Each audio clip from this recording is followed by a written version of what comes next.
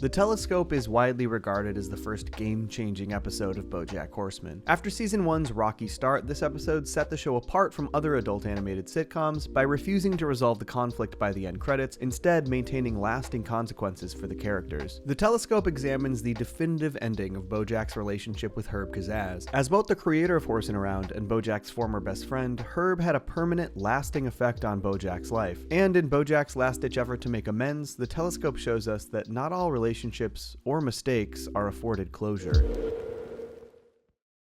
By the time you realize you're sinking, it's too late.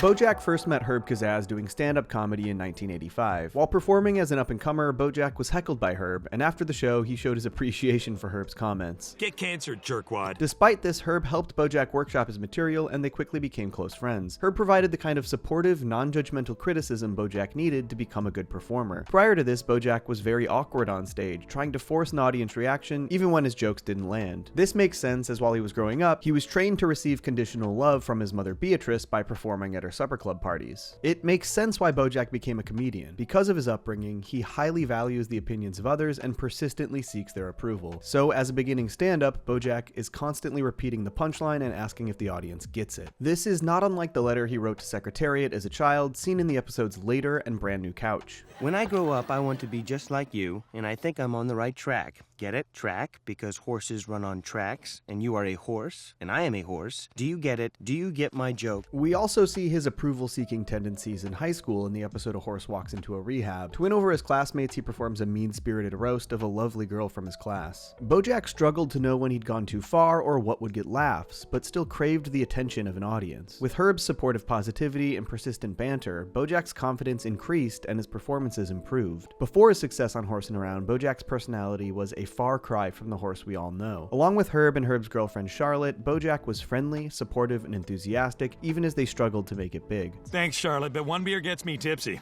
I gotta be clear-headed for my set. When Herb gets the opportunity to pitch his sitcom to some network executives, Charlotte reveals her concerns about BoJack's inevitable success. I'm not worried about if you'll become a star. I'm more worried about how you'll change when it happens. This highlights a key aspect of BoJack's personality that we see throughout the show. He lacks the moral compass to consistently do the right thing. Much of this is due to his upbringing, but he lacks the self-worth and backbone needed to do what's right in difficult situations. He often deflects responsibility and fixates on his own personal short-term gains. He sabotaged Todd's rock opera to avoid losing his codependent relationship with his roommate. He stole the Hollywood D in a misguided attempt to woo Diane. He exaggerated his romantic interest in Princess Carolyn to distract himself from Diane's engagement. All of these choices were emotionally immature, flimsy attempts to soothe his own ego. He never considered how his actions affected those around him and often ran from the consequences. As we know, Charlotte's warnings turned out to be prophetic. Eventually, at the Griffith Park Observatory, Herb gives BoJack a telescope, symbolic of their friendship. He makes a promise to BoJack about later returning to the planetarium to celebrate. And when we're both famous and have everything we've ever wanted, we'll come back here together and high-five. Herb finally tells BoJack the good news. His series has been picked up by ABC, but he gave them one condition. And I told those suits, if they want my show, then that horse is gonna be BJ goddamn Horseman. Herb truly believed in BoJack's abilities and wanted to give him every opportunity for success, something BoJack never had from his parents. You're gonna be a big success. Herb says it to me all the time. He thinks the world of you. After a few years on Horsin' Around, BoJack's attitude had changed entirely, and his ego had inflated. BoJack insulted the show's writing and treated the crew terribly, and of course, created a huge rift with Herb. Just get out there and do your job. Every one of your ideas is stupid or racist. The success had gotten to BoJack's head, and he had bought into his own hype at the expense of others, including the people who had gotten him there in the first place. BoJack was already sinking, and it was too late. I think you're a coward.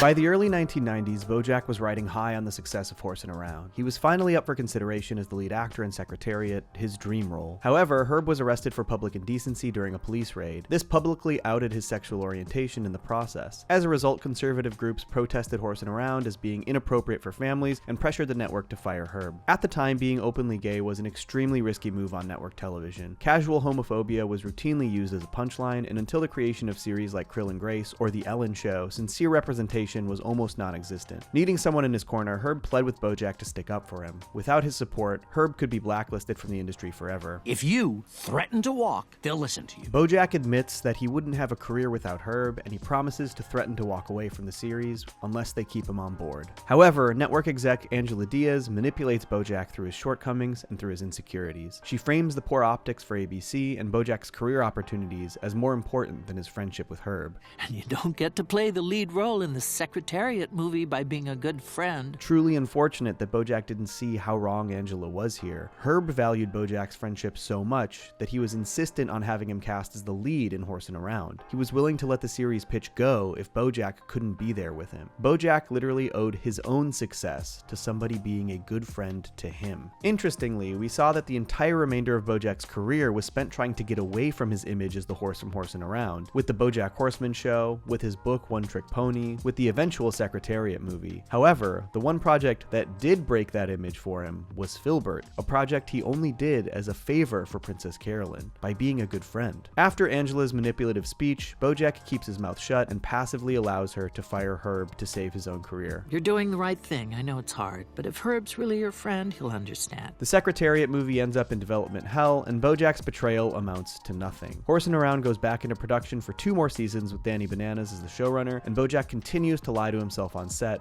reassuring the rest of the cast that he did all he could to save the show. Herb, Danny, what difference does it make? We got a job to do, right? I'm just saying I miss him.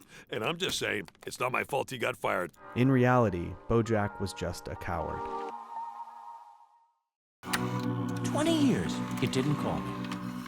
In the 20 years after Horsing Around stopped airing, BoJack and Herb handled their lives in notably different ways. Despite the massive loss of his career and Horsing Around, Herb didn't give up his chance at a fulfilling life. Did you think that I spent the last 20 years on my couch just feeling sorry for myself? He stayed in contact with the kids from Horsing Around and gave them the same advice and support he previously gave to BoJack. He also redirected his wealth and attention into starting various impactful charities. In spite of everything, Herb never stopped wanting to help people in need. I also started a charity to bring clean water to millions of children in sub-Saharan Africa. Meanwhile, BoJack fully stagnated with nothing of note in his career after the sitcom ended, besides his massive failure, The BoJack Horseman Show. When we catch back up with BoJack, he's spending his days drinking, rewatching old Horsing Around episodes, and trying to relive his glory days. And despite reliving his glory days, he never once reached out to Herb, only touching base after hearing about his terminal cancer. I think we have some unfinished business.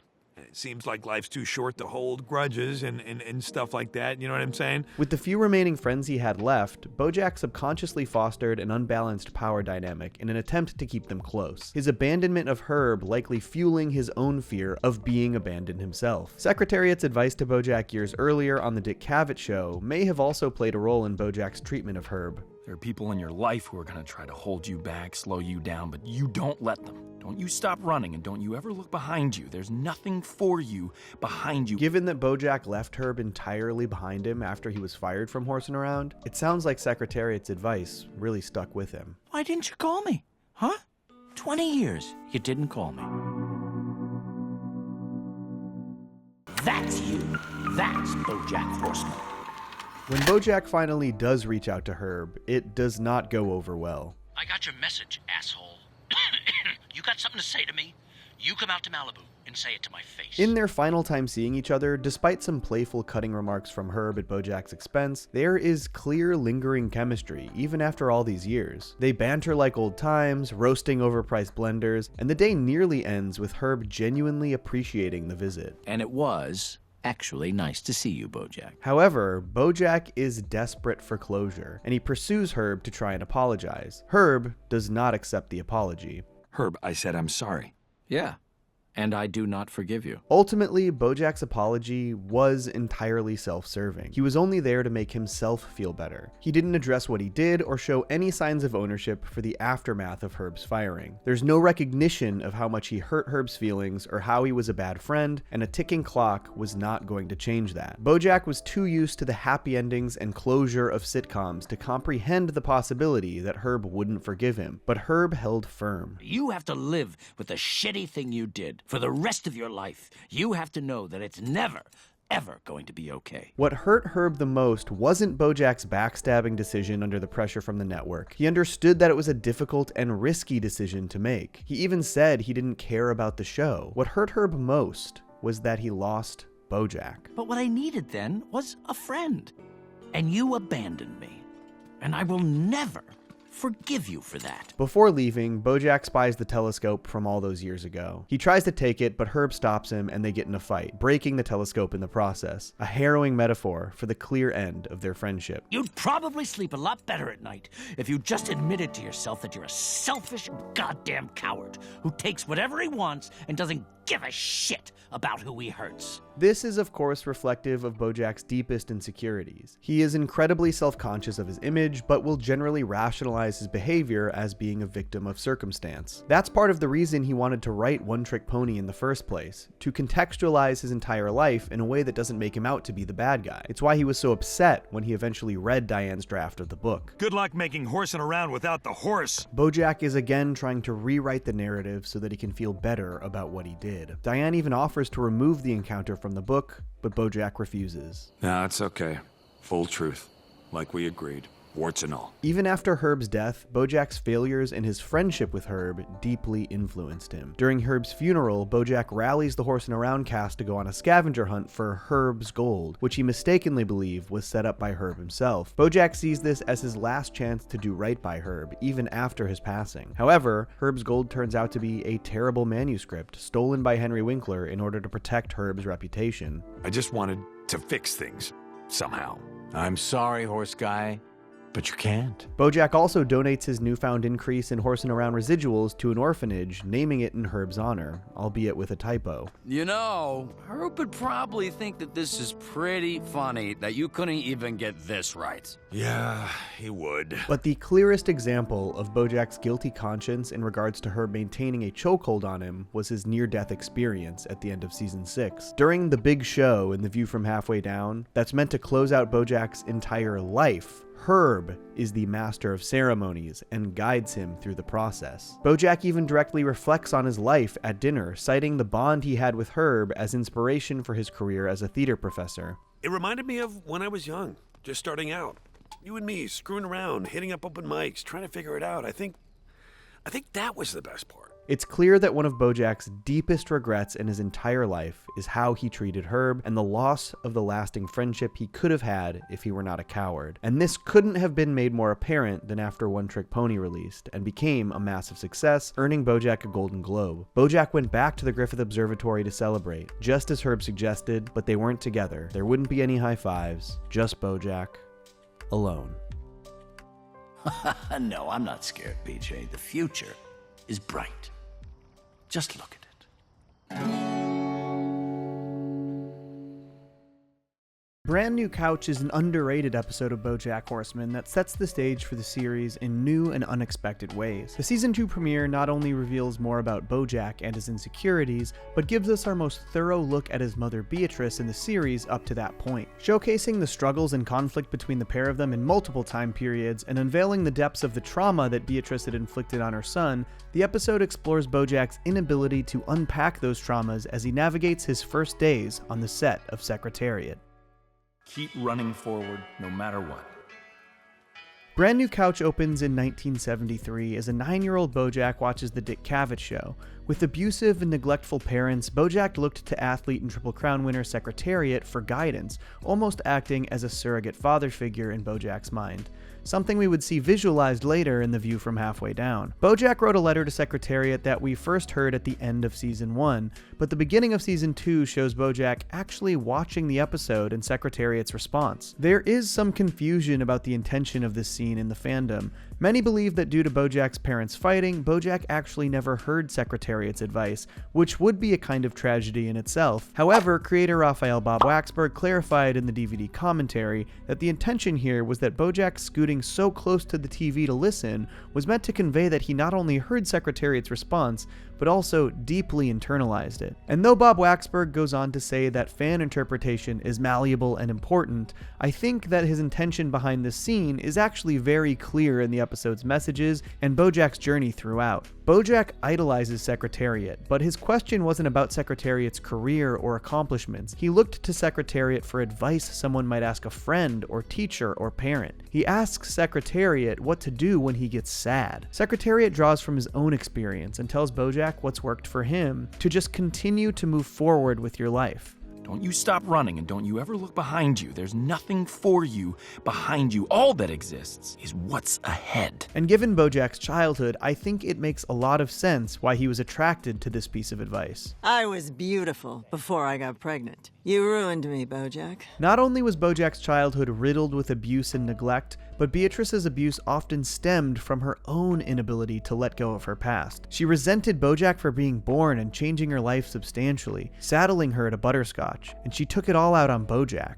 And so BoJack deeply internalized Secretariat's advice, and this is clearly reflected in BoJack's attempts to showcase a brand new attitude, as seen in Brand New Couch. I can change, and I will change. Leading into BoJack's first days on Secretariat, he is trying desperately to build a new positive attitude. Secretariat is his dream job, and he wants to be the best version of himself possible so that he doesn't blow it. Unfortunately, due to the previous advice we'd seen him internalize from Secretariat himself, BoJack does not attempt to build this new attitude in a healthy or productive way. Rather than reflect on or unpack any of the reasons behind his old attitude, he refuses to look back on his past or his mistakes and instead puts up a facade. The self-help tape that BoJack utilizes is filled with surface-level, superficial ideas of what having a new attitude looks like without doing any actual internal work to get himself there. It's all about how people will perceive him, and not about what he actually has going on within himself. I've got a brand new attitude. That's what your face should be saying to everyone you pass on the street. And as a result, we can see that BoJack's expectations are not realistic. He expects to see results without any real work, and this is illustrated pretty clearly when he attempts to run up the hill in front of his house and quits barely halfway. Everything BoJack does this episode is in the name of moving forward without examining his past. This is showcased subtly by Diane's comment when he picks her up before their first day on set. Still can't believe you wanted to carpool. This was a precarious point in Diane and BoJack's relationship. After the events of season 1, the pair weren't exactly close, having only recently reconnected after their falling out over One Trick Pony. But BoJack moves forward with his brand new attitude, not dwelling on the past, simply building that superficial facade we see from him throughout the episode, partially thanks to the meaningless, superficial advice he receives from his self-help podcast. The house is a metaphor for a home. Happiness is a metaphor for change. And every person he talks to, he spits the same meaningless toxic positivity at them. He does it to Todd. Todd, no one can wake anybody else up. You need to wake yourself up. He does it to Princess Carolyn. Every morning is a miracle. Hashtag miracle. Hashtag every morning. He does it to Diane. Hashtag great day to start fresh at a new job. Sincerely, BoJack. At Diane. And through his phony attitude, he even, on the surface, gets along with Mr. Peanut Butter. Obviously something that is not typical for BoJack. And Diane takes notice. It is a new cone. Is it really obvious I'm wearing a cone? Didn't even notice, because you've got the smile of a winner. What's going on? And probably most notably, BoJack's phony-ass attitude is clear on the set of Secretariat, as he gives a speech to the entire crew in an attempt to convey his brand new attitude. It's a complex role that requires a precise touch and a deft hand, and I just can't wait to tackle it head on. Namaste. And of course, BoJack's completely superficial attitude shines through most in his performance as Secretariat. What are you doing here? Ironically, BoJack's brand new attitude was meant to ensure he doesn't blow his opportunity on the Secretariat movie, but it ultimately does the opposite. When he's meant to portray Secretariat at his absolute lowest, darkest moment, he can't do it. Hey, Secretariat. What are you doing here? BoJack was so focused on the facade, making it look like he's happy and positive all the time, combined with the fact that he is continually running forward and never looking back, prevented him from drawing from his real-life experiences in his performance. What are you doing? I'm sorry, I am having trouble with the words. When did you get here? Sorry. After breaking for the day, Kelsey tries to get BoJack to reflect and really understand what it is that he sees in the character, why he took this role in the first place, what it is he's trying to portray. Use this time to regroup, really figure out what we're doing. and why we're here. Even though it's filled with mostly meaningless toxic positivity, the self-help podcast actually reinforces BoJack's penchant for ignoring his history. The past is past. That's why it's called the past. And throughout the entire episode, Diane recognizes that this isn't working. She does her best to try and talk BoJack through it, and we see brief moments where he does start to unpack some of the parts of his past that eat away at him. Do you want to talk? Talk? Why? Why would we do that? So you can put everything we talk about in a book and sell 1 million copies? Upon reflecting on his own career and wondering if he actually has the acting chops to give the performance needed in Secretariat, BoJack starts to panic. Instead of working on himself, he fantasizes about running away, driving to Mexico, starting an entirely new life. He would rather plan out a completely impossible plan that would ultimately be as difficult, if not harder, than solving the issue at hand, further illustrating this new attitude and his own inability to meaningfully grow from the past. Well, you got the part, didn't you? What did you do in the audition? Well, how should I know? That was the old me. Now I've got a brand new attitude. But even still, there are moments where BoJack briefly forgets his forced facade, and those are the moments where it's clear what he's capable of, where it's clear that tapping into his fears and insecurities actually allows him to give that performance required. What are you doing here? That was it. Say that again. What are you doing here? Ironically, over the course of the remainder of the season, BoJack would regularly ask people this same question. What are you doing here? What are you doing here? What are you doing here? You're BoJack Horseman. There's no cure for that. As we saw in the episode opening, BoJack has reasons to run from his past. His childhood was not happy or healthy, it was abusive. And to illustrate this, the episode is sprinkled with scenes featuring the biggest culprit of that abuse, his mother Beatrice, even opening with a particularly telling scene between the pair of them. This line in particular informs BoJack's motivations over the course of the episode. You better grow up to be something great, to make up for all the damage you've done. I will.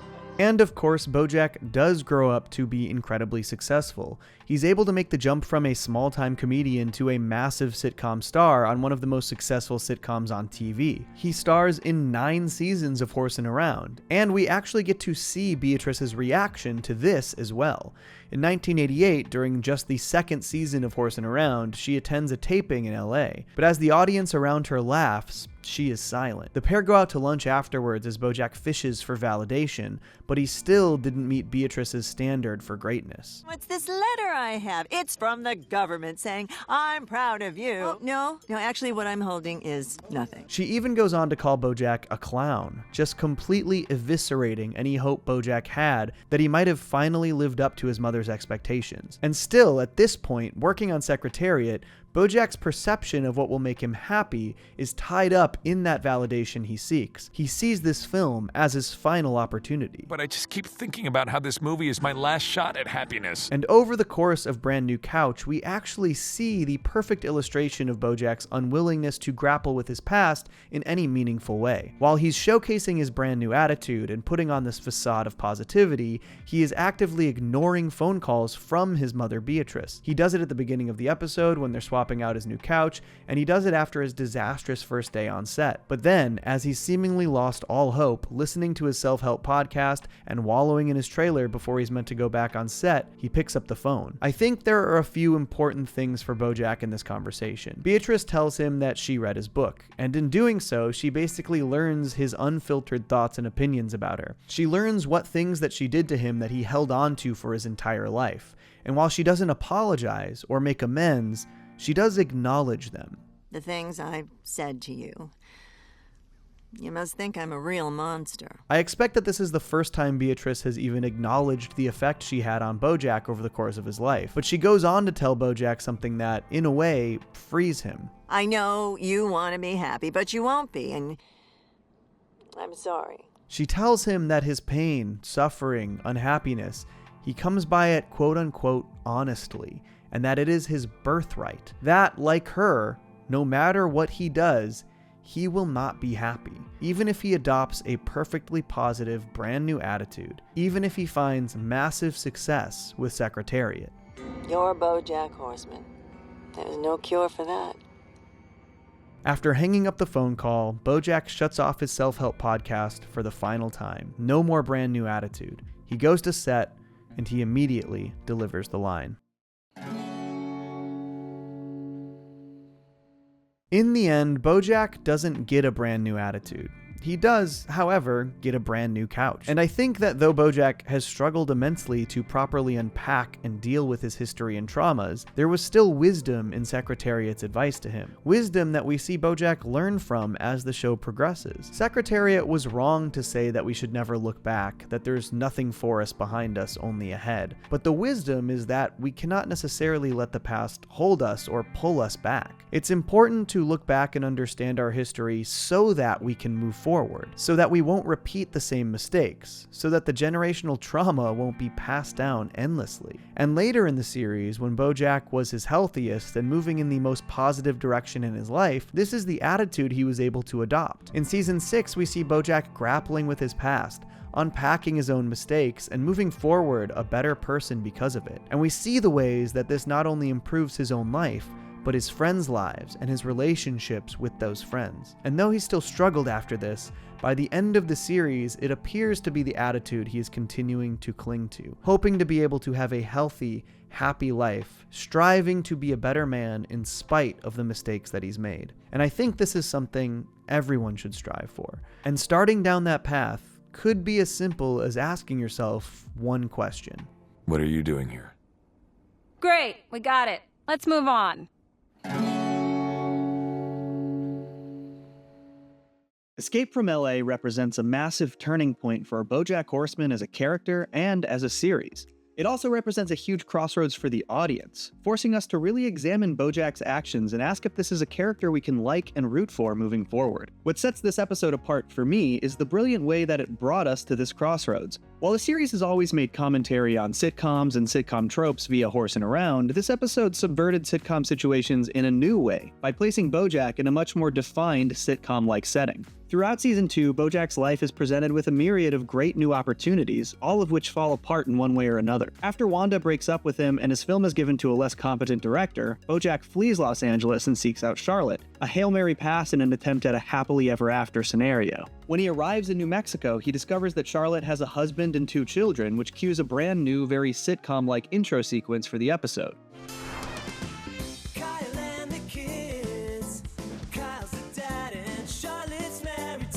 In the commentary track for Escape from LA on the BoJack Season 1 and 2 Blu-ray, creator Raphael Bob Waxberg talks about why they chose to change up the title sequence for this episode.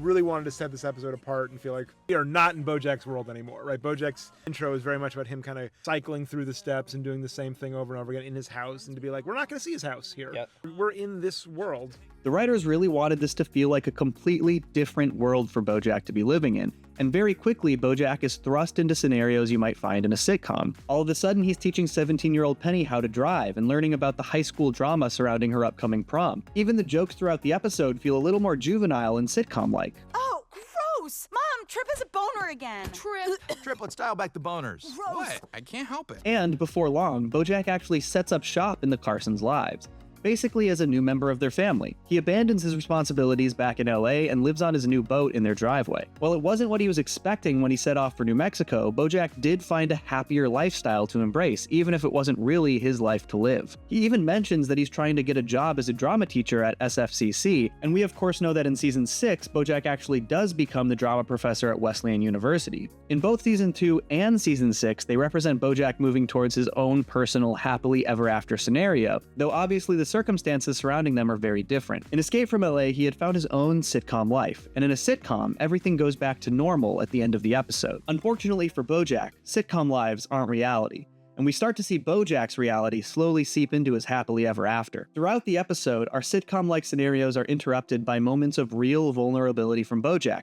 I didn't like the person I was in LA, and I didn't know where else to go. Or by literal phone calls from his life in LA. Pill. I don't care about this. There's one specific aspect of this episode that didn't sit well with me on my first watch from a storytelling perspective, but now that I've come to understand that decision, it really helps elevate the episode. That aspect being the entire idea of BoJack taking Penny to the prom. In the episode, BoJack is the one who suggests this, and I remember watching all those years ago thinking, that's weird and kinda creepy, which, yes, it totally is. That was a valid feeling to have about it. But what I didn't realize back then is that this is sort of playing up a heightened sitcom-like situation that you wouldn't usually find in real life. It's a completely unrealistic celebrity takes you to prom scenario, and that's why it makes sense within the story. BoJack was basically continuing to test the limits of his new sitcom life. At the prom itself, we get another small detail that I think is pretty representative of BoJack's New Mexico life not ending well. Now, boys and girls, if you want to do the BoJack, take your hands and put them on your...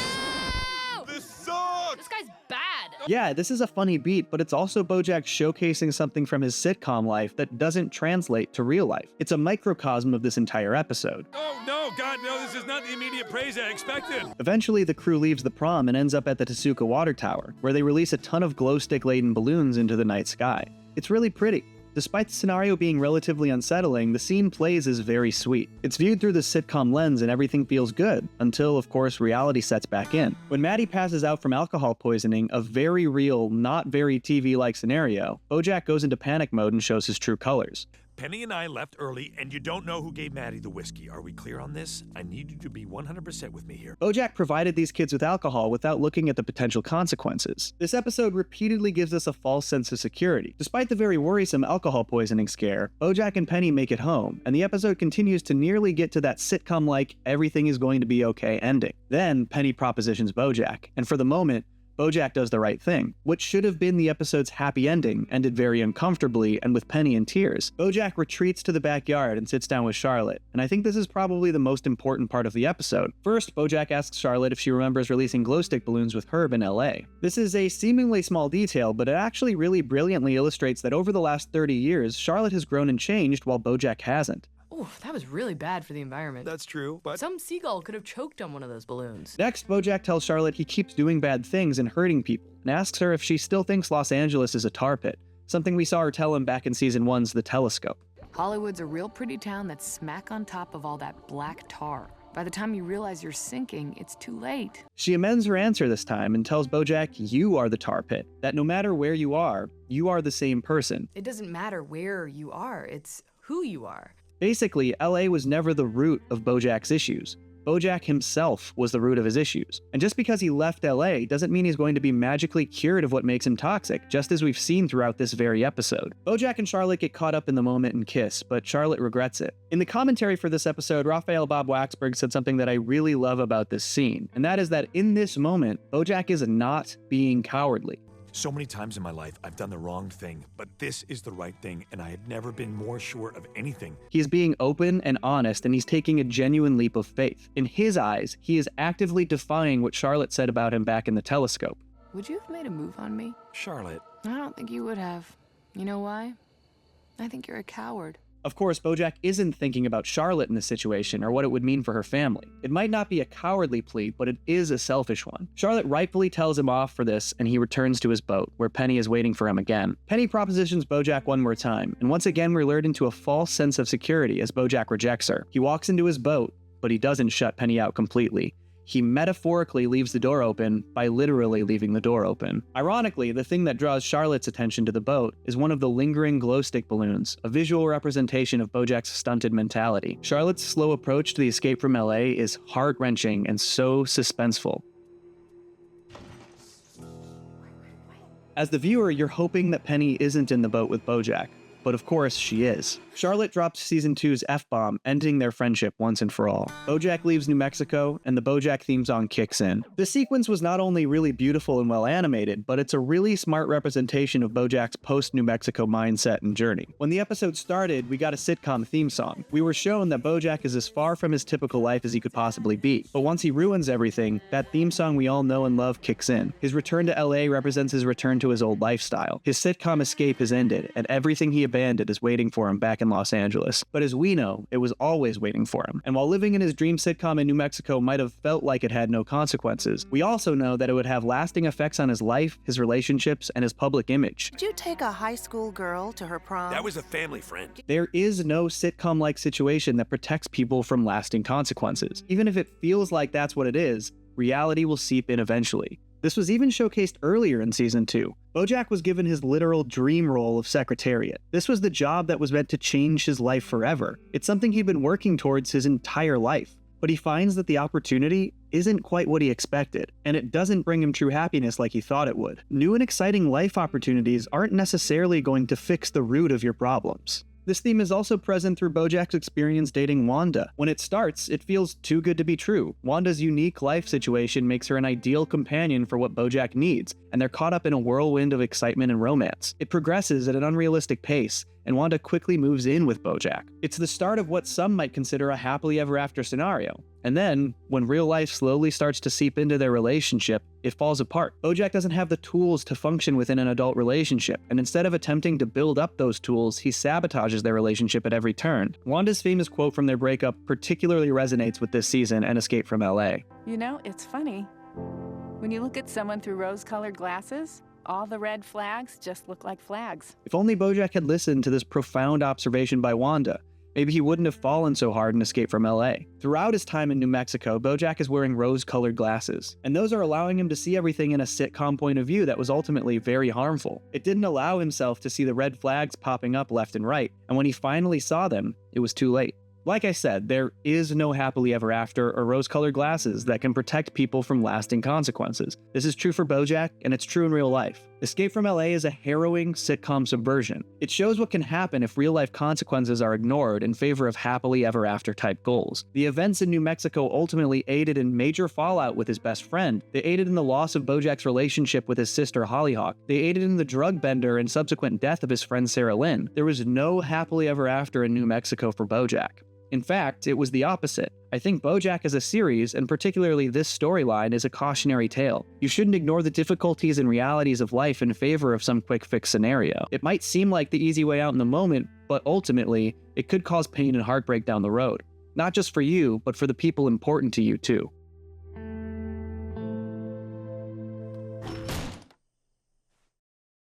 It's You is one of the most confronting episodes of BoJack Horseman. It's the end of his season-long mission to win an Oscar, but deals with the interpersonal wreckage left behind to get there. BoJack is the center of attention for his role in Secretariat, but he's jeopardized his closest relationships in the process. It's a stark and necessary prelude before he makes the worst decisions of his life immediately afterwards, in That's Too Much Man. One day, you're gonna look around and you're gonna realize that everybody loves you, but nobody likes you. The episode opens with BoJack watching the Academy Award nominations with his publicist Anna Spanakopita, securing the nomination for Best Actor in Secretariat. It's the type of honor most actors dream of receiving, and it's been BoJack's main focus for the entire season. But after the announcement, BoJack struggles to reconcile his emotions. You're an Oscar nominee. How do you feel? I feel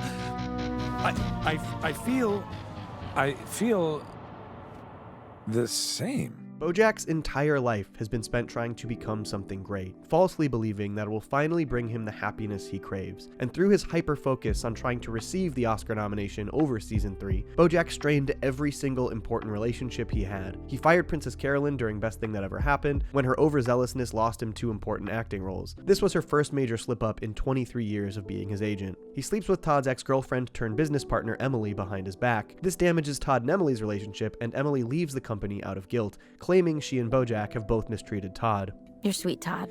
You shouldn't waste that on people who don't deserve it. BoJack neglected these relationships in favor of his own ego, despite the fact that he knew his performance in Secretariat was actually a CGI double. After seeing how well his performance was received, he really started to embrace the charade. I always knew that I was more than just a dumb TV actor, and I can't tell you how great it feels to finally be doing the kind of work that I can be proud of. And though he initially feels no sense of accomplishment or happiness at the nomination, Anna pep talks him into embracing the success. BoJack throws a gigantic party to celebrate, complete with random LA socialites and luxurious gifts. Tell them I want my free Tesla parked in my goddamn living room. I'm BoJack!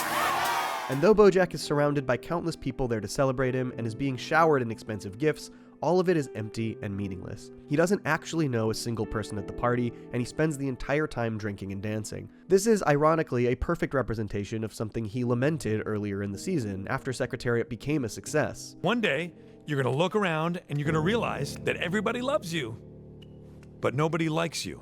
And this is when somebody shows up to the party to show BoJack real, actual support.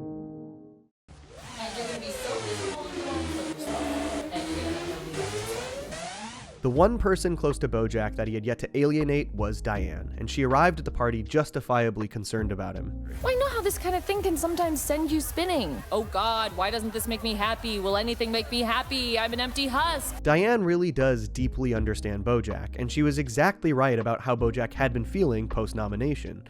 Of course, BoJack isn't willing to admit this and writes her off, bragging about the extravagant party. He then takes a turn criticizing Diane's own life choices, particularly her career working social media with Vim, ignoring his own hypocrisy. I never said you were a bad person. I just said it's not you. And you know it's not you. Oh, and this party is you? Who are all these people? Diane made these career choices for the sake of her own mental health, after going through a barrage of public scrutiny during the Hank Hippopopoulos controversy, as well as her traumatic time in Cordovia. But even though BoJack saw how this affected her firsthand, as she stayed at BoJack's house for weeks in a depressive spiral after Cordovia, he shows absolutely no acknowledgement of Diane or her struggles in his criticisms. A sad reality when she came to support him, knowing exactly how he would be struggling after the nomination. This triggers Diane in a way we rarely see, as she flings probably the meanest and most scathing thing she's ever said to BoJack right in his face, speculating about what will happen after he wins his Oscar. You're gonna go home, and you're gonna be so miserable you'll want to kill yourself. And you're gonna have nobody left to stop you. As horrible as this is to hear, she really was the last person BoJack had yet to alienate, someone who would truly be there for him in that type of crisis. BoJack tries to ignore it, embracing the swarm of cheering fans around him. There's gonna be plenty of people around when I kill myself. But it's clear that Diane's words ring true to BoJack as he panics and rushes back to seek out Anna, looking for reassurance that their ongoing relationship is more than professional. Anna is anything but reassuring and leaves the party immediately, leaving BoJack alone. In his drunken stupor, he gets into the driver's seat of his new Tesla and backs it into the pool. I realized something today, and I think it's gonna make you feel a lot better. None of this matters. What? The party stops, but Mr. Peanut Butter arrives just in time to pull BoJack out of the pool. He then explains that BoJack's nomination was a mistake. During a series of wacky mishaps, Todd and PB lose the nomination envelope just before showtime and quickly assemble a new list. They agree on almost all of the options, except for BoJack as Best Actor. Well, I guess I'm just tired of BoJack walking all over everybody and still getting everything he wants. Mr. Peanut Butter shows a rare moment of insight into BoJack's psyche. He knows the value of what being nominated would mean to his fragile self-worth, as BoJack puts a tremendous amount of importance on how he's perceived by others. Years after I die, people will still be able to see me in Secretariat. And then what? And then, I'll be remembered. If I win an Oscar, I'll be remembered. He's no longer content to be the horse from Horsin' Around, who already was fondly remembered by millions of people, including Diane. I think a lot of this insecurity stems from the fact that he never managed to get his mother's approval or acceptance towards his success. And at an incredibly young age, she berated him about achieving success. You better grow up to be something great, to make up for all the damage you've done. I will. He craves that respect that he feels will come from winning an Oscar, even if he knows he doesn't truly deserve it. Upon hearing the truth, BoJack unravels as the entire crowd abandons the party. Mr. Peanut Butter then reveals that Todd didn't want to nominate BoJack, adding insult to injury. PB tries to find the bright side. What? What is it? None of this matters. BoJack is back to square one, but with absolutely no community or support behind him. You need to be The following morning, BoJack and his house are a complete mess. He tries to call Anna for emotional support, but she doesn't respond, confirming that he was nothing more than a client and that she's ready to move on. Todd shows up, but is noticeably uncomfortable. BoJack begs Todd to stay after pushing away everyone else in his life, but when BoJack shows no sign of taking responsibility for his actions, Todd unloads on him. You can't keep doing this! You can't keep doing shitty things and then feel bad about yourself like that makes it okay! You need to be better! Up to this point, this is the most we've ever seen Todd lash out at BoJack, despite years of being BoJack's punching bag. Interestingly, BoJack's initial offer for Todd to stay with him was because it made him feel good about himself, which can still be seen as selfish, but the origin of their relationship was in aid of Todd in his own struggles. But obviously, their relationship devolved. Nah, he's right. I'm pretty much worthless. See? You say something to someone enough times and eventually he internalizes it. Despite the fact that he's lived with BoJack since 2009, BoJack has never once offered him the guest room, something he offered Diane readily in The Dog Days Are Over. And while BoJack persistently sees Todd as this leech that is weighing him down, the evidence points to the opposite being true. In Season 1's Zoe's and Zelda's, Todd's rock opera is pegged for production by a major rock opera producer. But when BoJack realizes that Todd's looming success could see Todd move out and find more independence, he panics and sabotages the rock opera. BoJack claims that Todd is the leech on his life, But in reality, BoJack is the one who is dependent on their dynamic. And generally, without BoJack's influence, Todd flourishes. With Princess Carolyn's help, he staged BoJack's house as David Boreanaz's mansion, raking in tons of cash from visiting tourists. With Diane, he led a rescue mission saving Becca from chicken for days. He's helped produce countless, some perhaps ill-advised, business ventures with Mr. Peanut Butter through PB Livin', and ironically, one of these ventures was indirectly responsible for BoJack's casting in Secretariat in the first place. Despite BoJack's strong audition, they award the role to Andrew Garfield, who eventually has to drop out after injuring himself at PB Livin's Halloween in January storefront. Todd literally built his own Disneyland and beat the Walt Disney Corporation in court when he got sued for it. He's got a magnetic personality that for some reason really attracts film directors, particularly Kelsey Jennings and Quentin Tarantino. Todd was even brought in by Tarantino to help reconceptualize his entire movie, eventually turning it into a bi-monthly curated box of snacks. He started a massively successful rideshare business with Emily that eventually paid him out millions of dollars, even though he accidentally tipped his waitress the entire fortune. So despite how BoJack feels, the reality is that Todd has massive potential, and BoJack's stranglehold on him seems to be holding him back. This isn't the first time Todd has pressed BoJack about how he treats him. Todd confronted him about the rock opera a couple of different times. It was something I cared about, and what you did really hurt me. You know, and maybe I just need to stop expecting you to be a good person, so that way I won't get hurt when you're not. Oh. But Todd's relatively gentle nature in these previous confrontations, combined with the years of neglect and the fact that he already lived under the expectation that BoJack would disappoint him, actually makes Todd's huge blow-up in this episode so much more impactful, as he tells BoJack that he is all the things that are wrong with him. It's not the alcohol, or the drugs, or any of the shitty things that happened to you in your career, or when you were a kid. It's you. While this wasn't the end, this marks the biggest shift in BoJack and Todd's friendship throughout the entire show. Todd takes his stuff and never stays at BoJack's house ever again. It's you. All right? It's you. Todd's biting criticism of BoJack hits doubly hard when you remember his conversation earlier in the season with the LA Gazette's closer. The episode Stop the Presses effectively sees BoJack going through his first ever form of therapy, and the closer hones in on a very specific aspect of BoJack's bad behavior in regards to his close relationships. When you do bad things, you have something you can point to when people eventually leave you. It's not you tell yourself, it's that bad thing you did. And throughout his life, we've seen numerous examples where this would ring true for BoJack's fallen friendships. BoJack broke his promise to Herb to back him up during his scandal on Horsing Around. Rather than support his friend, he prioritized saving the show and his own career, ending a multi-year friendship. Ironically, just before the events that would end their friendship, Charlotte gives BoJack advice that could have helped him put an end to his own toxic cycles, as he laments how often he hurts those around him. Doctor, it hurts when I do this. You know what the doctor says? Don't do that. Yeah.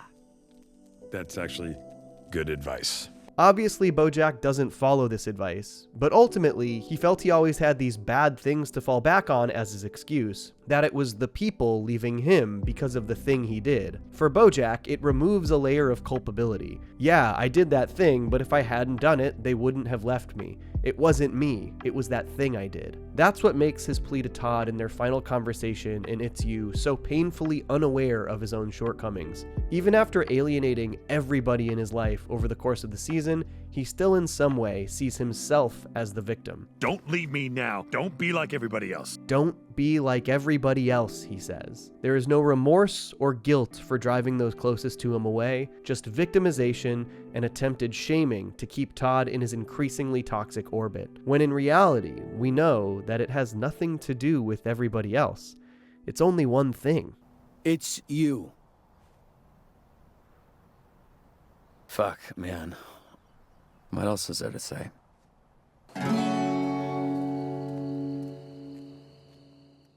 That's Too Much Man is possibly the saddest and darkest episode in all of BoJack Horseman. The story deals with pain, addiction, unhealthy coping mechanisms, and most importantly, BoJack's failure as a friend and father figure to Sarah Lynn. After BoJack's Oscar nomination is vacated, he falls deeper and deeper into his own shame spiral, one that sends him on an ill-advised quest to make amends to the people he's wronged. But as BoJack's self-serving adventure goes deeper, his neglect for Sarah Lynn's insecurities, fears, and demons grow larger, until it's too late. Because there are some people you can't save. That's Too Much Man begins with BoJack calling Sarah Lynn and asking her to party, derailing her 9 months of sobriety without a second thought. The two of them do drugs, drink, and party together until BoJack starts to black out and lose track of time. After a shameful speech at Sarah Lynn's AA meeting, BoJack decides he needs to reach out to everyone he's hurt and make amends. But what BoJack doesn't recognize is that his intention here isn't to actually reconcile, take accountability, or make up for the actions that have left him alone. What BoJack is really searching for is his own sense of comfort, a relief from his own guilty conscience, something we've seen from him over and over in the series, in particular earlier this very season in Fish Out of Water. He basically hasn't learned the lesson that should have been obvious from his experience with Herb back in Season 1's The Telescope. BoJack is seeking personal closure and relief. He isn't actually concerned with the things he's done to people. And this is showcased over and over in the ways that BoJack tries to make amends throughout That's Too Much Man. You just say you're sorry for the things you did and you get a clean slate. First, BoJack and Sarah Lynn go to make amends with Mr. Peanut Butter and Diane, who aren't home. BoJack breaks into their house and eats all of their food. When they're caught by Diane and Mr. Peanut Butter, he breaks Diane's wrist as they flee the house. A pretty bad job at making amends. When he tries to make amends with Todd, he literally apologizes to the wrong person, an actual child. To me, this represents the way that BoJack infantilizes Todd subconsciously. He sees Todd as a child in a leech on his success, when in reality, Todd has only ever been a good friend who's there for BoJack. But BoJack couldn't even be bothered to apologize to the real Todd. When he apologizes to Princess Carolyn, he just stands on his car and yells in the middle of the night. A truly rude action to all involved, especially PC. BoJack's concern is entirely his own conscience, not anybody else. And then there's BoJack's apology to Anna Spanakopita. Amends? For what? I don't know. Whatever it is that you think I did to make you disappear. BoJack goes back to her house 3 different times, and each time she recounts a sad and traumatic incident from her past to try and help BoJack understand his own shortcomings. But BoJack's bender blackouts keep interrupting the story. The fact that BoJack continues to go back to Anna and forces her to recount her own trauma over and over for his own peace of mind shows exactly what his priorities were. Because there are some people you can't save. Because those people will thrash and struggle and try to take you down with them. But even worse, BoJack couldn't see how Anna's story related to his own situation. What does it have to do with me? Maybe if he had, this episode could have ended differently. But the worst indication of BoJack's attempts to make amends being self-serving and only making things worse for his victims is Penny Carson. BoJack drives himself and Sarah Lynn all the way to Ohio to make amends with Penny. This was somebody who BoJack feared he traumatized deeply, yet he cannot bring himself to stay away, despite knowing that he could dredge up old trauma for her. It was not BoJack's place to seek out Penny, especially after Charlotte's warning in Season 2. And if you ever try to contact me or my family again, I will fucking kill you. But here he is, reopening old wounds. I don't want to see you here. I don't want to see you at all. I was 17. I didn't know any better. One of BoJack's most heartless mistakes.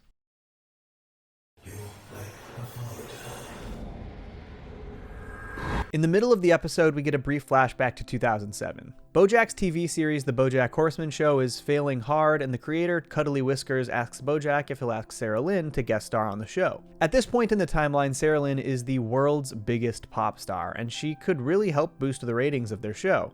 You're like a father to her. I think this line is pretty important. Cuddly Whiskers tells BoJack that he is a father figure to Sarah Lynn, which is true, but he's also unaware of the countless ways BoJack has failed Sarah Lynn in her life, and the ways that he would continue to fail her after this point in time. This is a moment I go back to a lot in these breakdowns, but it's a pretty important moment in the series. It's the first known instance of BoJack imprinting some of his own insecurities onto Sarah Lynn, and one that we know affected both of them for their entire lives. No matter what happens, no matter how much it hurts, you don't stop dancing. Don't stop dancing is the mantra Sarah Lynn lived by, and it's one that haunted BoJack in his darkest moments. But BoJack's neglect went further than this. Throughout the series, it's heavily implied that Sarah Lynn's stepfather is incredibly inappropriate with her. The hints were there, and it seems like other people, like the horsing-around hairdresser Sharona, understood Sarah Lynn's discomfort with her stepfather. But this was something that BoJack didn't understand, or chose to ignore. Why can't you do this in Sarah Lynn's dressing room? My stepdad's in there and he's being weird. Why is that my problem? At this point, BoJack was drinking on set a lot, and Sarah Lynn got a hold of his vodka, getting drunk, and shutting down production for the day.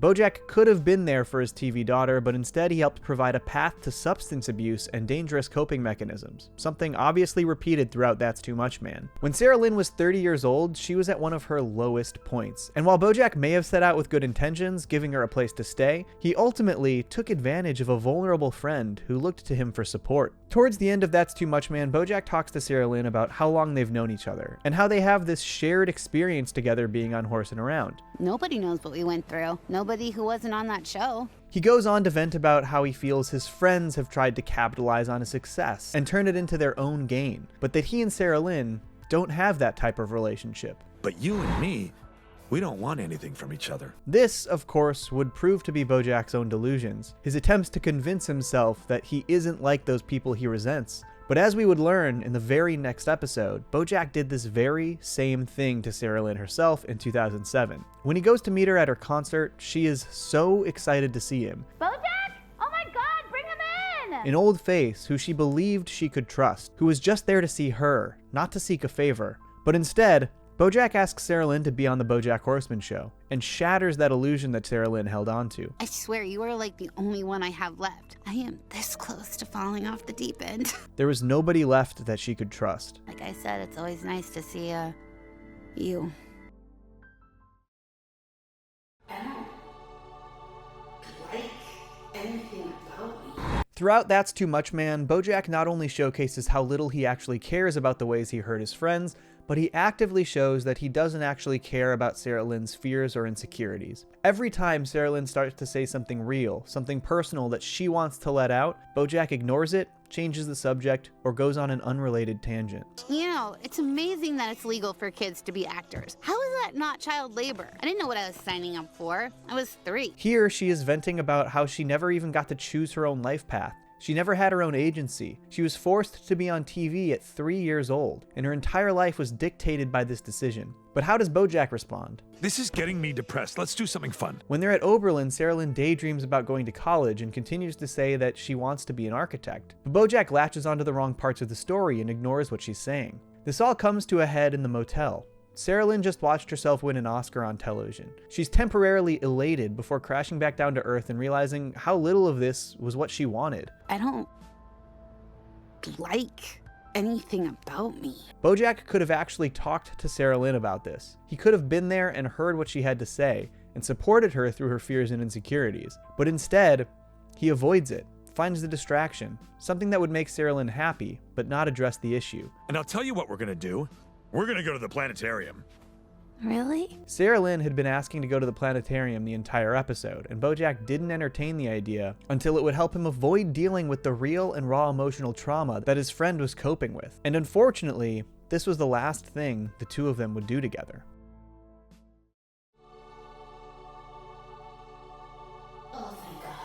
The beginning of That's Too Much Man opens on a gorgeous recreation of the famous painting Ophelia by John Everett Millais. The painting itself was completed in the 1850s and depicts the death of Ophelia from Shakespeare's Hamlet. This version of the painting shows Sarah Lynn in place of Ophelia as she drowns in the river. But why did they choose Ophelia's death for Sarah Lynn? Let's dive into Hamlet and break it down. Ophelia's death isn't portrayed in the play, but it is recounted by another character who describes Ophelia climbing a willow tree before falling into the river. Here's what it says from there. Fell in the weeping brook, her clothes spread wide, and mermaid-like a while they bore her up. Which time she chanted snatches of old lauds, as one incapable of her own distress, or like a creature native and endued unto that element. But long it could not be, till that her garments, heavy with their drink, pulled the poor wretch from her melodious lay, to muddy death.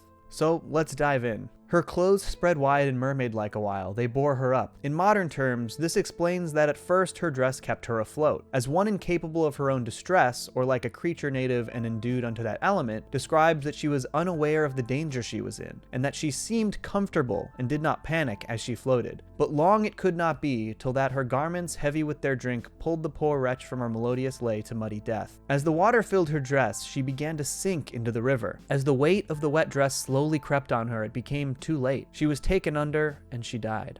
If we're to look at this in a more metaphorical sense, this pretty accurately describes Sarah Lynn's demise. When the episode begins, Sarah Lynn is sober, but struggling immensely to cope with her hyper-famous lifestyle. She's still bombarded by paparazzi, even in her own home, but she carries on. It isn't until BoJack calls her to party that she completely throws her sobriety away and starts to drink again. We see how quickly Sarah Lynn dives back into drugs and alcohol, and also how comfortable she is living this way, as one incapable of her own distress, one might say. A creature native unto that element. But as with Ophelia floating in the river, long it could not be. While Ophelia's dress weighed heavy with the water of the river, Sarah Lynn slowly became overwhelmed by the substance abuse. Throughout the final parts of this episode, we see Sarah Lynn start to drift in and out of consciousness, unaware that she was being taken away. It was gradual, and it caught up with her until she drifted off to sleep for the final time, to muddy death.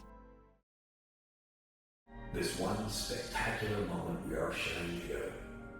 Right, Sarah Lynn? As BoJack and Sarah Lynn sit in the planetarium looking up at the gorgeous galaxies above them, Sarah Lynn continues to express her love for architecture. Her last words were, "Oh, I want to be an architect." BoJack gives a really nice speech, one that Sarah Lynn sadly wouldn't hear. But as nice as it was, it's sadly representative of the same issues we've been exploring with BoJack this entire episode.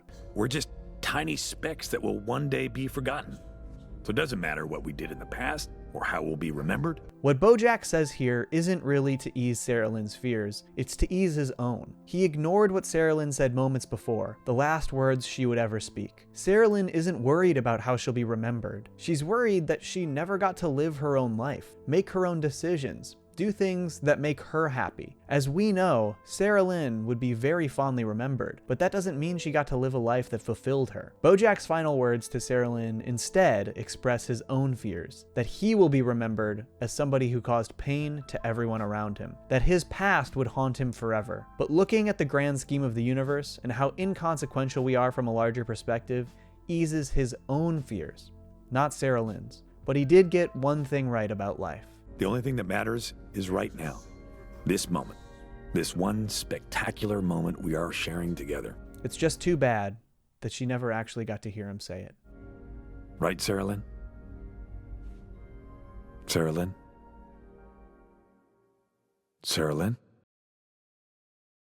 The Old Sugarman Place is a heartbreaking stop in BoJack Horseman's journey, and it's also my favorite episode of the series. This story comes on the heels of Sarah Lynn's untimely death, at a point where the audience and BoJack are both grieving, and fittingly, grief is what's explored so thoroughly in this episode. Primarily through the eyes of BoJack, Honey Sugarman, and Eddie the Dragonfly, we take an in-depth look at the many ways death and grief can break us, and the way that improperly dealing with that grief can have major long-term effects on us and those we love.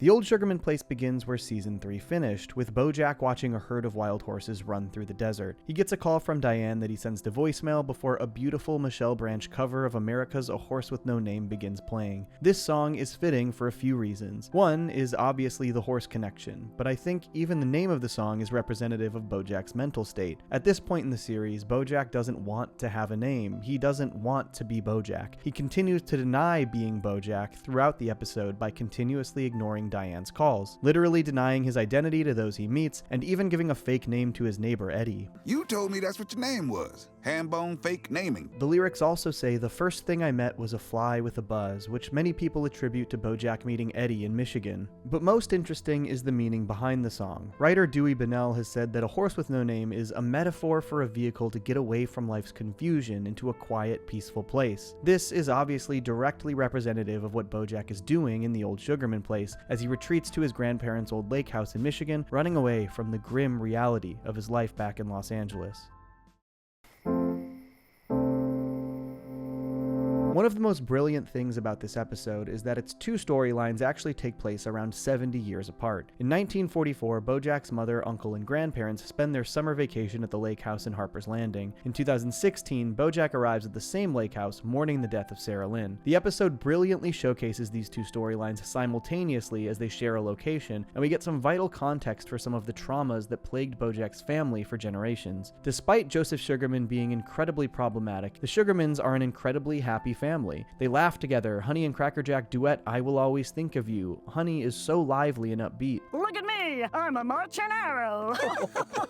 Of course, there are a couple pieces of haunting foreshadowing in this scene as well, alluding to Honey's ultimate fate at the end of the episode. First is that Joseph cuts off Honey and Cracker Jack's duet, citing that time's arrow doesn't stand still or reverse, it marches forward. The song's lyrics are specifically about remembering the times that have passed and cherishing the memories of those you love. Joseph cuts off this sentiment at the piano, just like he literally cuts off Honey's ability to cherish the memories of those she's lost later in the episode. Honey was never given any real opportunity to deal with her pain and trauma, and of course there's this even scarier piece of foreshadowing right here. But I've got half a mind to kiss you with that smart mouth. Well, that half you can keep. Back in 2016, we see that BoJack is attempting to fix up parts of the Sugarman Lake house, but he's only tackling small aspects of the house's dilapidated state. Every time he fixes one small thing, something else collapses and breaks even further. This is representative of how BoJack is coping with his own grief. The truth is that foundationally, BoJack is broken, just like the Old Sugarman Place. But BoJack has neither the tools nor knowledge of how to fix that foundation. The little tasks BoJack gives himself are small distractions from the larger issues, and none of them solve the real problems at hand. BoJack spends months living in the dilapidated home before attempting to properly fix up the place. In a brilliantly blocked scene, we see BoJack forcing himself to watch the miniseries about Sarah Lynn's death, while in the background we see the echoes of his family mourn the death of Cracker Jack. Honey, Joseph, and Beatrice return to the lake house to find Cracker Jack's childhood blankie as Honey laments the loss of her son. The dialogue in the Sarah Lynn miniseries perfectly parallels the dialogue between Joseph and Honey. In the miniseries, BoJack says, "She's dead," as Joseph says, "He's gone." Honey says, "Oh, Joseph, I failed him," as BoJack says, "Oh, Doc, I let her down." The doctor says, "This was bound to happen, that's just show business," as Joseph says, "That's just war, honey." It is a heartbreaking parallel. This is when we really get to know Eddie, the Sugarman's neighbor in Harper's Landing. He continues to fix BoJack's door despite BoJack stubbornly breaking it back off again, and he frustratedly asks BoJack this question when he sees the state of the Sugarman Place. Do you even know how to... anything? This obviously is in reference to how worn down the house is, but also applies to BoJack's inability to cope with his own grief. Ironically, something that Eddie struggles with as well. BoJack agrees to let Eddie help him, and the two spend the winter and spring fixing up the house. In their time spent together, we get a little bit of insight into Eddie. I don't fly. We also get more insight into Joseph Sugarman's toxic nature and his inability to help his wife through the grieving process. As a modern American man, I am woefully unprepared to manage a woman's emotions. I was never taught, and I will not learn. This tragically leaves Beatrice to try and pick up the pieces, something she's hardly equipped to do at age 7. And through all of this, Beatrice herself is never truly able to grieve. She lost her big brother, too. With her family woefully incapable of being a pillar of strength in her life, and her mother incapacitated by grief herself, Beatrice tries her best to remain strong through these events. This must have been truly traumatic.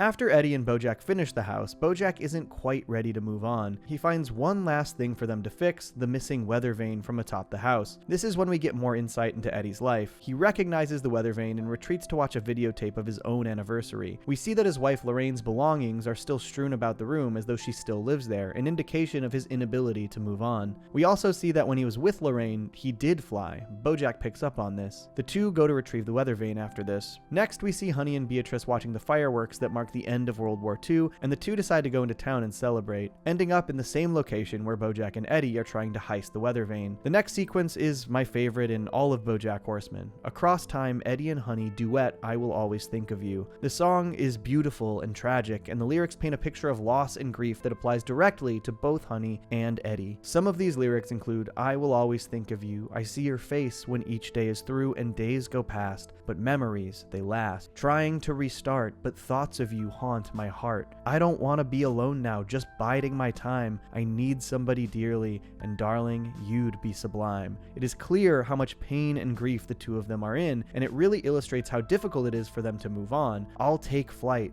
Maybe tomorrow, not tonight." They want to move on. They want to move past their grief, but they can't.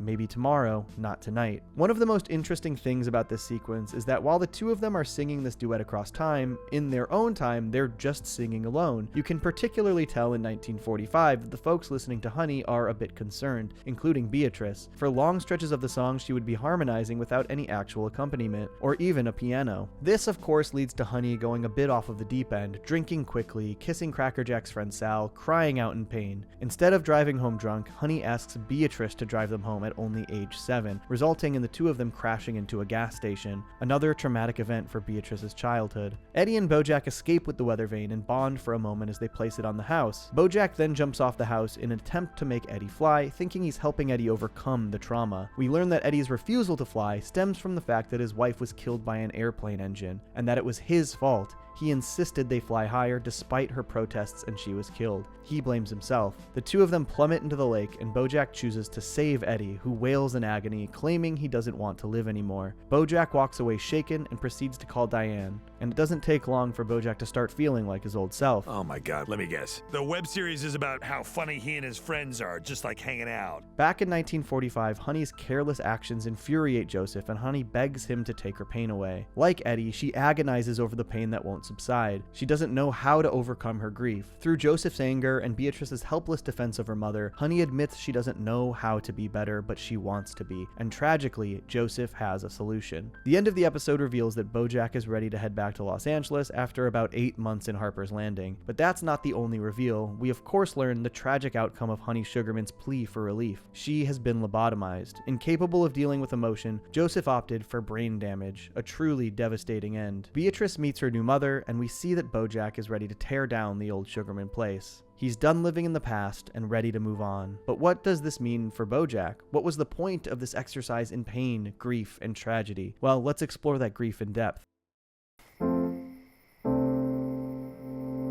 As I mentioned earlier, the Old Sugarman Place is framed around the various ways these characters grieve after major deaths in their lives. BoJack loses Sarah Lynn, Honey loses Crackerjack, Eddie loses Lorraine. All of them move through the different stages of grief at their own pace. You may have heard of the 5 stages of grief, but we're going to look at an updated model that features 7 stages. Obviously, the stages of grief aren't a rule, but I think they're a useful tool for us to explore these characters. Stage 1 is shock and denial. Stage 2 is pain and guilt. Stage 3 is anger and bargaining. Stage 4 is depression. Stage 5 is the upward turn. Stage 6 is reconstruction and working through, and the final stage is acceptance and hope. When the episode begins, BoJack seems to be moving through the first couple of stages. His travel across the country comes across as numb, in a state of disbelief. He seems to be introspective, and knowing what we learned in season 6, that BoJack waited 17 minutes before calling the ambulance when Sarah Lynn overdosed, he was likely feeling intense pain and guilt for what he did. We don't see much in terms of bargaining from BoJack, but shortly after he arrives in Harper's Landing, we do see anger. He lashes out at his neighbor Eddie, who's only trying to help him. Hey,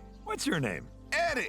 Eddie? Why don't you mind your goddamn business? Next, the seasons change from summer to fall and fall to winter. This is stage 4, BoJack's depression period. He even forces himself to watch the miniseries about Sarah Lynn's death, reliving the events he experienced. But next comes the ever-important stage 5. After Eddie fixes BoJack's door and offers to help him fix up the house, we see BoJack's upward turn. He's calmed down and he's willing to work on something new rather than wallow in his depression. Brilliantly, BoJack's reconstruction phase is showcased through literal reconstruction of the old family lake house. But when they finally complete their work on the house, BoJack isn't quite ready to move on to acceptance. He quickly finds one final thing to fix on the house. Simultaneously, we see Honey work through some of these same stages in the 1940s. First, she is desperately searching for Crackerjack's blanket, claiming that he needs it. This is shock and denial. Next comes pain and guilt. Honey blames herself for Crackerjack's death. I never should have let him go. Unfortunately, Honey seems to sit in the stage for quite a while. After her dangerous fit of mania that nearly killed herself and Beatrice, we see her enter the 3rd stage, anger and bargaining, specifically the bargaining aspect. She desperately seeks relief from her pain, literally any answer, anything to take that pain away. I can't be with people, and I can't be alone. I don't know how to be better, Joseph. Please fix me.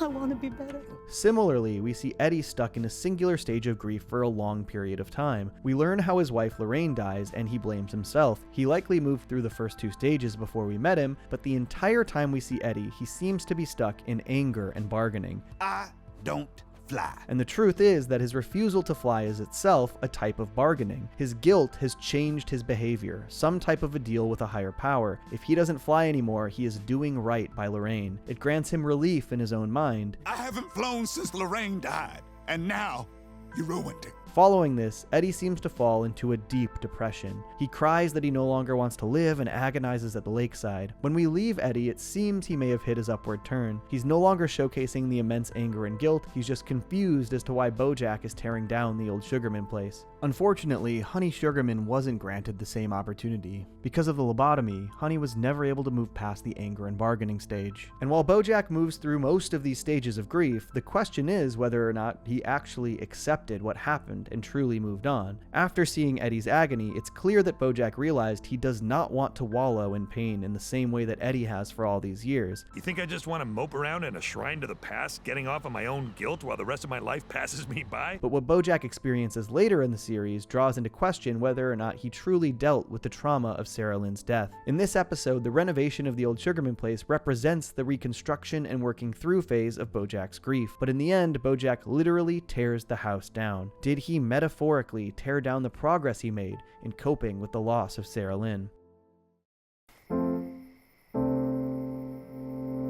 The aftermath of the Old Sugarman Place lingers throughout the series. In Season 6, BoJack still showcases a lot of lingering guilt in regard to Sarah Lynn's death. It haunts him throughout the first half of the season. To me, this indicates that BoJack never truly made it through that cycle of grief. He never really accepted the truth of what happened, and it's probably one of the reasons we see him relapse so hard in Season 5. It isn't until BoJack leaves rehab that we see him hopeful. But even more tragically, the events of Honey Sugarman's lobotomy truly begin to unravel BoJack's livelihood even before his life started. Honey and Beatrice's final scene together is truly haunting. We see there are lingering feelings and memories left in Honey. She absent-mindedly hits a piano key, the first in I Will Always Think of You, but is incapable of playing anymore. She barely remembers Beatrice at all. Beatrice is traumatized at the sight of what has been done to her mother, and we get the depressing context as to why Beatrice was so cold to BoJack. Beatrice, promise me you'll never love anyone as much as I loved Crackerjack. Absolutely devastating. The cycles of abuse and toxicity in BoJack's family run deep. Beatrice internalized this so deeply that BoJack never felt even an ounce of love from his mother his entire life. Instead, she chastised him, only giving him attention when he would perform the Lollipop song. That type of attention from his mother led BoJack to seek it other places through comedy. He became a jester, which led to his stand-up career. His stand-up career led to Horsing Around, where he met Sarah Lynn. He pushed that same craving for attention from an audience onto Sarah Lynn when she was a child, and she also internalized it. She didn't stop dancing her whole career, even though she truly wanted to be an architect. And the pain and pressure of being a superstar for her entire life led to terrible coping mechanisms just like BoJack, and they enabled each other until it was too late. The Old Sugarman Place is about properly dealing with grief, but it's also about cycles of abuse. If Joseph Sugarman hadn't been so inept, so unequipped to help Honey deal with the pain and grief of the loss of her son, would anyone's life have turned out this way? Well, there's also the truth that there's a good chance BoJack never would have been born if things had gone differently. But there's also the chance that Beatrice wouldn't have perpetuated these same cycles of abuse. She would have grown up with a mother who loved her instead of a mindless husk and a demanding, unempathetic father. Actions have consequences, and sometimes those consequences outlive us all. Why, I have half a mind.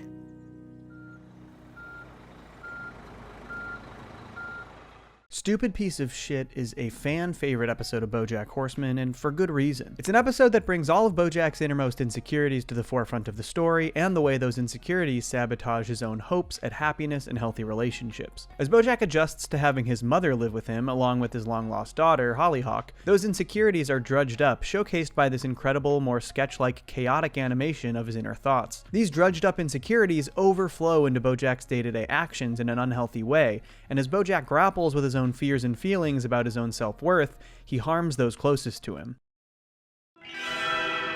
The episode begins with BoJack reciting the title of the episode, pointedly aimed at himself. Piece of shit.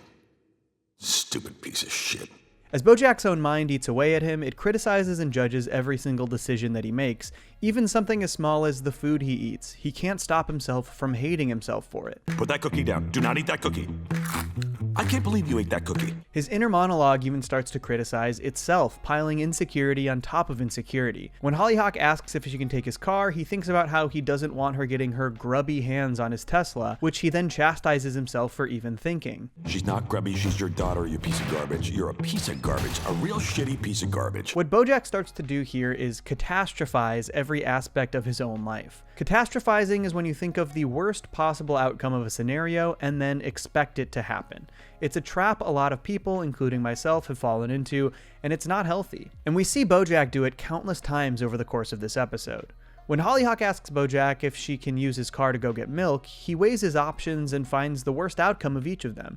If Hollyhock goes, he has to spend time alone with his mother, something he refuses to do because of the trauma she inflicted on him while raising him.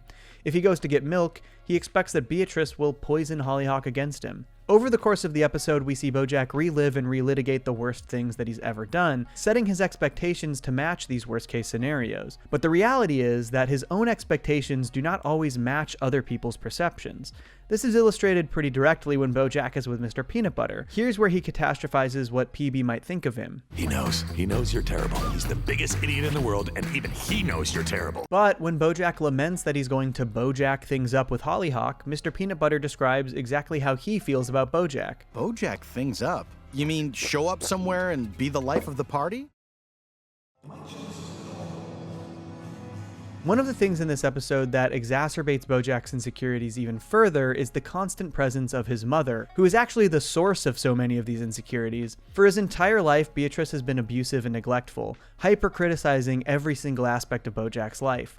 We see this over and over again through flashbacks, forcing him to perform the Lollipop song for her friends, telling him that he ruined her when he was incredibly young, showing absolutely no interest or pride in his success as an actor. Beatrice, in general, didn't show much actual interest in BoJack as a person, and this severely affected BoJack's sense of worth. There are countless examples of how Beatrice mistreated BoJack, and some of them are directly referenced through a new development in this episode. As Beatrice battles the early stages of dementia, she starts to believe that this horse baby doll is real and treats it like an actual baby.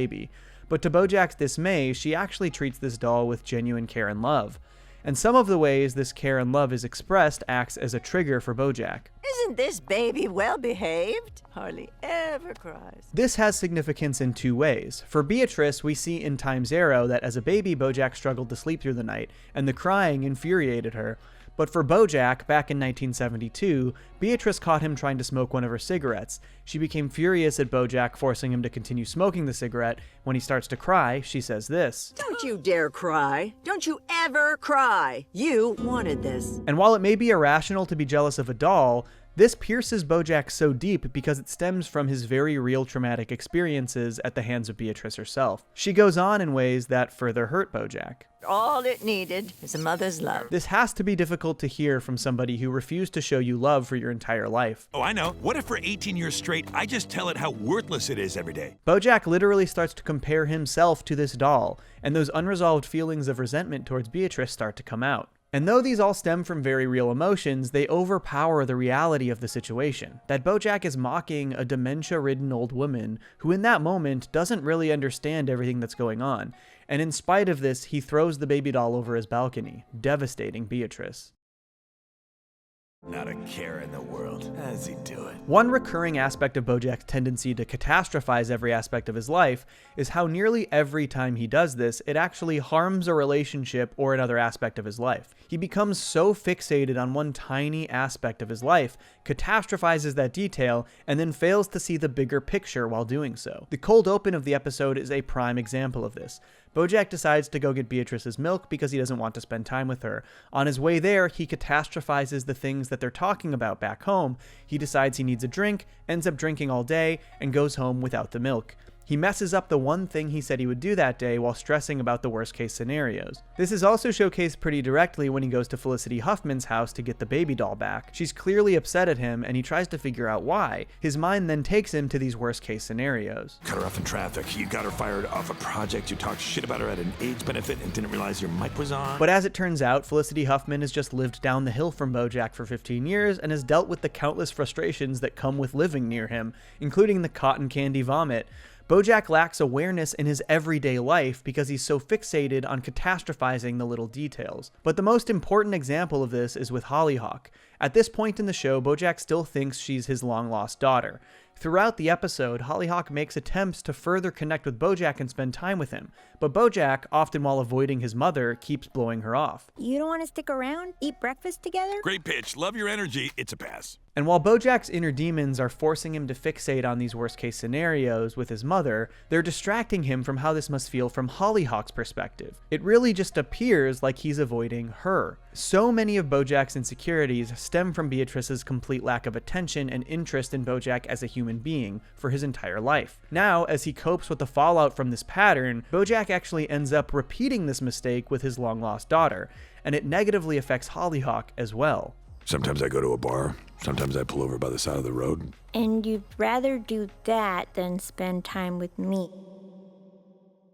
Everybody deserves to be loved. Interestingly, of all people, Mr. Peanut Butter is the one who gets through to BoJack and helps him see the fallacies of his mindset. BoJack reflects on his own fears about forming a relationship with Hollyhock. Every time she looks at me with those big, innocent eyes, all I can think about is every shitty thing I've ever done, and I think, I don't deserve that kind of love. The important thing here is that it illustrates once again that BoJack's behavior stems from his own history and insecurities. It isn't about Hollyhock, yet he still fails to see how he's letting her down. Earlier in the episode, when he leaves her home again, he acknowledges how he's messing up. You screw up. You're making your daughter hate you. But he's actually wrong. He's making the issue about himself again. The reality, as we've illustrated, is that he isn't making Hollyhock hate him, he's making Hollyhock hate herself. By showing disinterest and avoiding Hollyhock in their limited time together, he's making her believe that something might be wrong with her. But Mr. Peanut Butter says something important that makes him see the error of his mindset. Everybody deserves to be loved. At the end of the episode, BoJack sees Hollyhock sitting by the pool, and it's clear that she's having a hard time. He considers talking to her when his inner monologue kicks back in and starts to self-sabotage once again through catastrophizing. It tells him to drink. It tells him that he's already poisoned her, that everywhere he goes, his actions destroy the people he cares about, and that Hollyhock is next.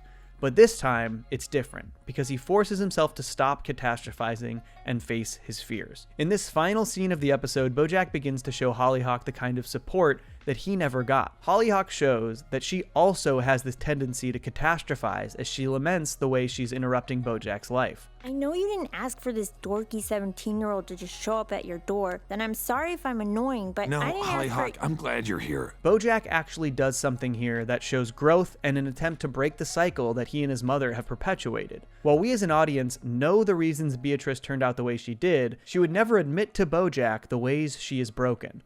She would never say to him, "It isn't your fault, it's mine."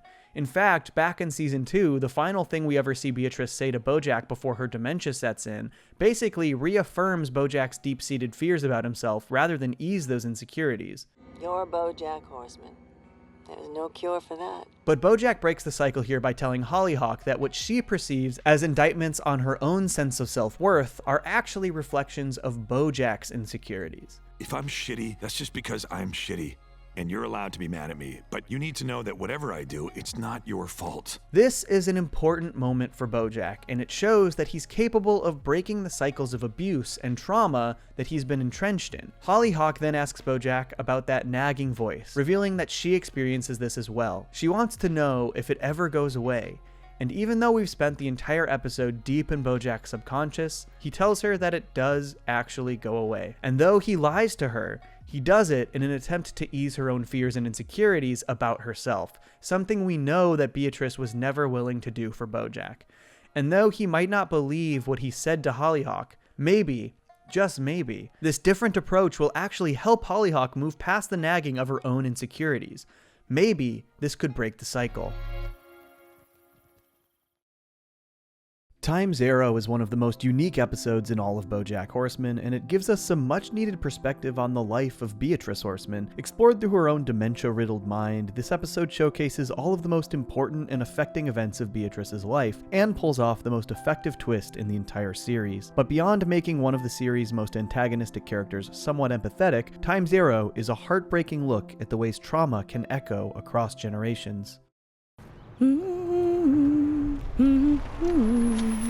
As I mentioned, this episode is explored through Beatrice's dementia, which is an incredibly creative framing device. The events of Beatrice's life occur out of order, and scenes often cut back and forth through time. One moment Beatrice is at her debutante ball, the next she's back at home getting ready. Sometimes the reality of the present with her son BoJack sneaks into these memories. Other times we're seeing Beatrice's battle with scarlet fever as a child. The important pieces of these memories come through clearly, while the less important details are sometimes not present at all. Nearly every non-important or background character is literally faceless. Some details are altered or changed based on our perception of those things at the time, like this opening sequence from Beatrice's childhood. The ladder to the slide that Beatrice climbs appears unbelievably tall, with dangerous crooks in the bars. This must have been how the ladder felt to Beatrice at this age, and so her reeling mind is adjusting her own memories to the reality of those emotions and fears. But while this is an incredibly interesting way to tell the story, it technically makes Beatrice an unreliable narrator. We can't be certain what she remembers is truly accurate, because her recollection cannot be fully trusted. And while I think they do seem to mostly tell an accurate story, the important thing about these moments, even if they are altered or exaggerated in Beatrice's mind, is that this is how she herself feels about these moments. This is how they've affected her, and it's how they've shaped Beatrice as a person and her worldview. So while we can't be 100% confident that these events necessarily played out exactly this way or not, we can be sure that Beatrice remembers them this way, and that can tell us a lot about Beatrice herself.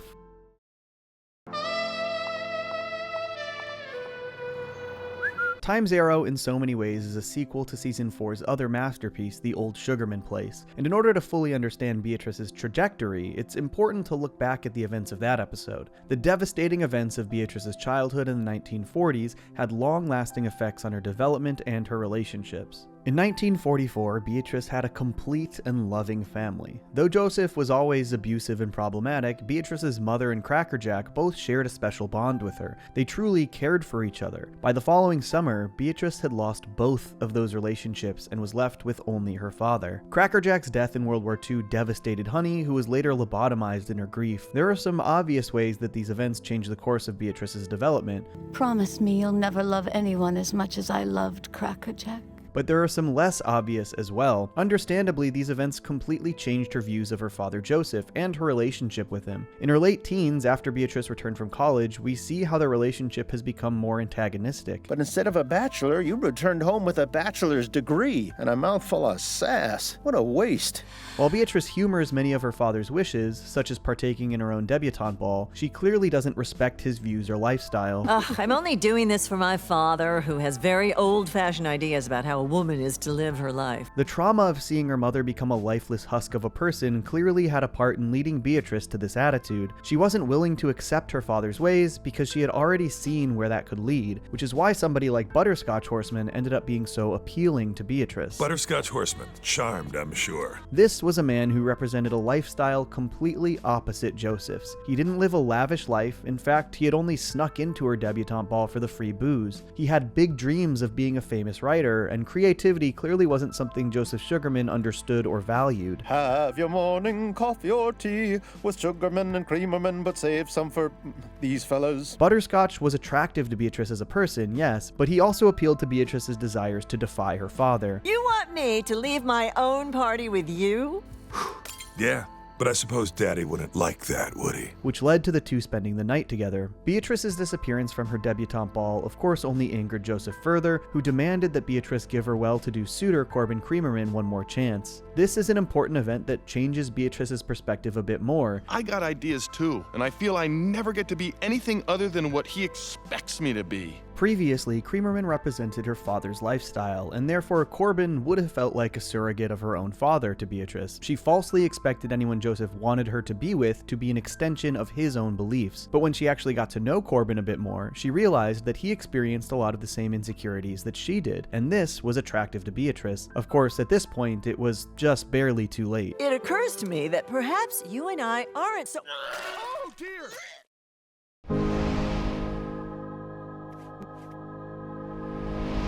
After getting pregnant, Beatrice and Butterscotch elope with big dreams of success on the West Coast. He wrote his great American novel. While his wife took care of the baby. But of course, nothing goes as planned. Butterscotch was ill-equipped to follow his writing dreams, and his failures slowly led Beatrice to fall back on some of the tendencies instilled in her by her father. She eventually shamed Butterscotch into taking a job at Sugarman West, giving them the more lavish lifestyle Beatrice was accustomed to. This led to Butterscotch resenting Beatrice, and he formed a relationship with their young maid, Henrietta, who eventually became pregnant with with his child. We, of course, would later learn that this is Hollyhock. This leads to another heartbreaking event. After Butterscotch begs Beatrice to help him, she manipulates Henrietta into giving the baby up for adoption. This initially comes across as Beatrice's way of helping Butterscotch, but it ultimately ends up being portrayed as Beatrice feeling as though she's actually helping Henrietta. Don't throw away your dreams for this child. Don't let that man poison your life the way he did mine. Hey, here's an interesting side note. Have y'all ever noticed that Butterscotch, BoJack, and Hollyhock all have this same nervous tic? Pretty cool detail. Beatrice clearly blames her unhappiness in her life on Butterscotch and BoJack, and she truly believes that she's saving Henrietta from a lifetime of her own unhappiness. And this attitude can all be traced back to Beatrice's childhood.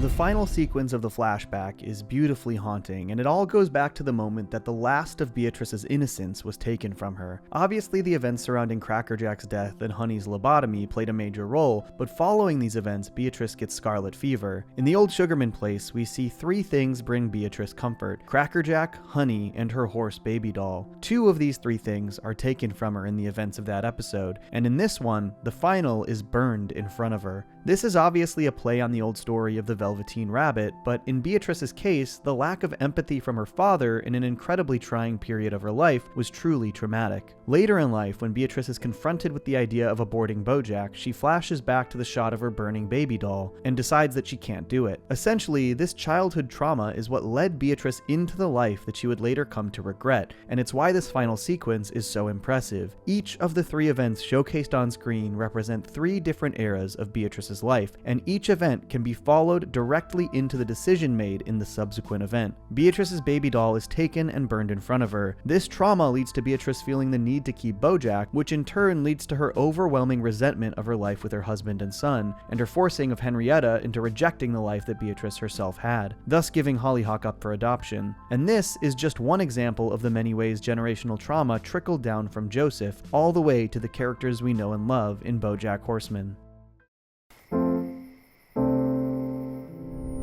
Tracking this aforementioned generational trauma is honestly pretty depressing, but the ways these traumas can have lasting effects spanning decades is very important to explore. So let's take a look at this family tree of generational trauma caused by the Sugarman family. One thing we saw through Beatrice's childhood was an inordinate amount of importance placed on looks and weight. As a child, she wasn't allowed to eat pancakes or ice cream like her father or brother. You can sprinkle some sugar on a lemon. That's a good healthy girl snack. This was clearly a societal issue, but one that was echoed and reinforced by people like Joseph to his wife and daughter. It clearly affected Beatrice long into her life in many ways. When we see her in her late teens, she asks her maid for a pretty pill, likely a weight loss supplement. In her dementia-riddled recollection of the late 90s, bringing BoJack a painting that belonged to Joseph, we can see BoJack's fridge is full of sugar and lemons, which was the only treat she was allowed to eat as a child. This shows that these ideas were internalized so deeply that it permeated her mind even in her old age. But the way this trauma trickled down generationally actually was with Hollyhock. In season 4, when Beatrice and Hollyhock are living with BoJack, Beatrice spikes Hollyhock's coffee with Chub B Gone, another weight loss supplement, in addition to perpetually making mean comments about her weight throughout their time together. You are so beautiful. You could be thin too. She not only psychologically attacked Hollyhock using similar tactics that were used against her for her entire childhood, but she quite literally drugged Hollyhock to the point of overdose, which were of course the events that led to this episode. Another theme of this ongoing trauma is motherhood. There are a lot of ways the trauma surrounding motherhood showed itself. The most obvious is Honey Sugarman's lobotomy and Joseph Sugarman's general treatment of that poor woman. One of the most haunting moments is when Joseph chastises Honey after Beatrice gets scarlet fever. Joseph tells Honey she is continually failing at keeping her children alive, which is horrible for many reasons, but it even implies that it was Honey's fault that Crackerjack died in the war, an insane accusation. It's also truly infuriating that he blames anything on Honey after he literally lobotomized her. But Joseph's actions left Beatrice motherless for the vast majority of her childhood, and it also led to Honey giving Beatrice this horrifying piece of advice. Promise me you'll never love anyone as much as I loved Crackerjack.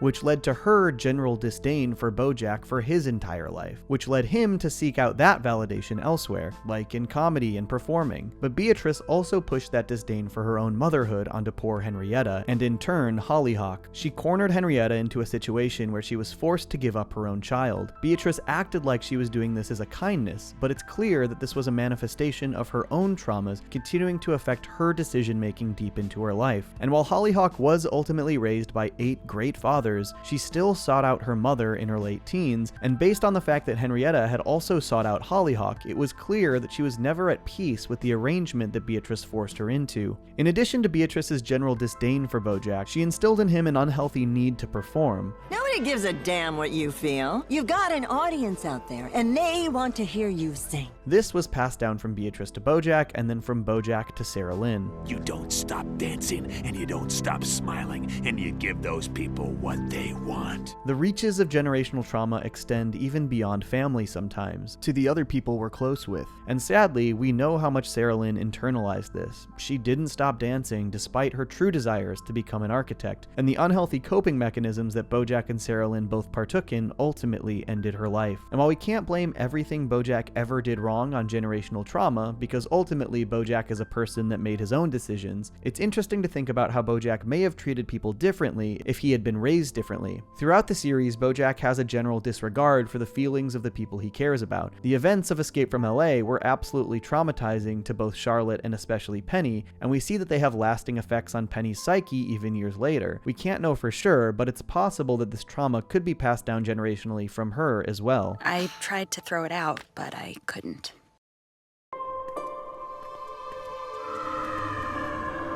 In the end, there is truth to the phrase repeated by Joseph and Beatrice. Time's arrow neither stands still nor reverses, it simply marches forward. Time doesn't stop for any of us, no matter what kind of trauma or adversity we face, no matter how much we might want to go back. Beatrice marched forward her entire life, enduring trauma after trauma, and then inflicting some of her own, and the only way that Time's arrow was halted was through her own dementia. And despite the justified anger that BoJack feels towards Beatrice as he leaves her at this nursing home, he decides to help her reverse Time's arrow one final time. Can you taste the ice cream, Mom? Oh, BoJack, it's so delicious. This would be the last time we see Beatrice Horseman alive in the series. One of the most incredible things about her story is that it makes the audience understand and empathize with even the most detestable of characters. Her story is absolutely tragic. It doesn't justify her vitriolic and toxic attitude throughout the show, but it makes us understand it, and it also just makes the story even more tragic. But I think it represents a larger lesson that we can all appreciate, and one that the show really hammers home in its final few seasons. People are shaped by the events in their lives. The traumatic events in Beatrice's life were not her fault, but they shaped who she would become. While we can detest who and what she stands for, it's important to recognize the complexities and nuances of life itself, and Beatrice led one of the most complicated lives of all. Why, I have half a mind. You don't want to end up like your mother now, do you? You better be worth all this. Sing the lollipop song. No matter how much it hurts, you don't stop dancing. This is for your own good. Please come back. I need to hold her. This close to falling off the deep end. Go to bed, Penny. Everybody loves you. I don't But nobody likes like anything about it. I want to be an architect. You could be thin, too. It goes away, Your right? sickness has infected everything. The hard part is over. Free Churro is one of the most beloved and impressive episodes of BoJack Horseman, as BoJack unpacks his own tumultuous relationship with his mother Beatrice through her eulogy at her funeral. The midway point of season 5 delivers the mother of all monologues that impressively navigates both the anger and pain BoJack feels while working through the loss of his mother in real time. It's a nuanced and intimate portrayal of a man coping with deep and unexpected grief. Sooner or later, you need to learn that no one else is going to take care of you. Free Churro begins with a flashback to BoJack's childhood as he waits for a parent to pick him up from soccer practice, clearly running late. Butterscotch arrives and immediately starts monologuing about Beatrice and his day. The first thing he does is complain about Beatrice herself, but what he says is important. Your mother's having another one of her episodes.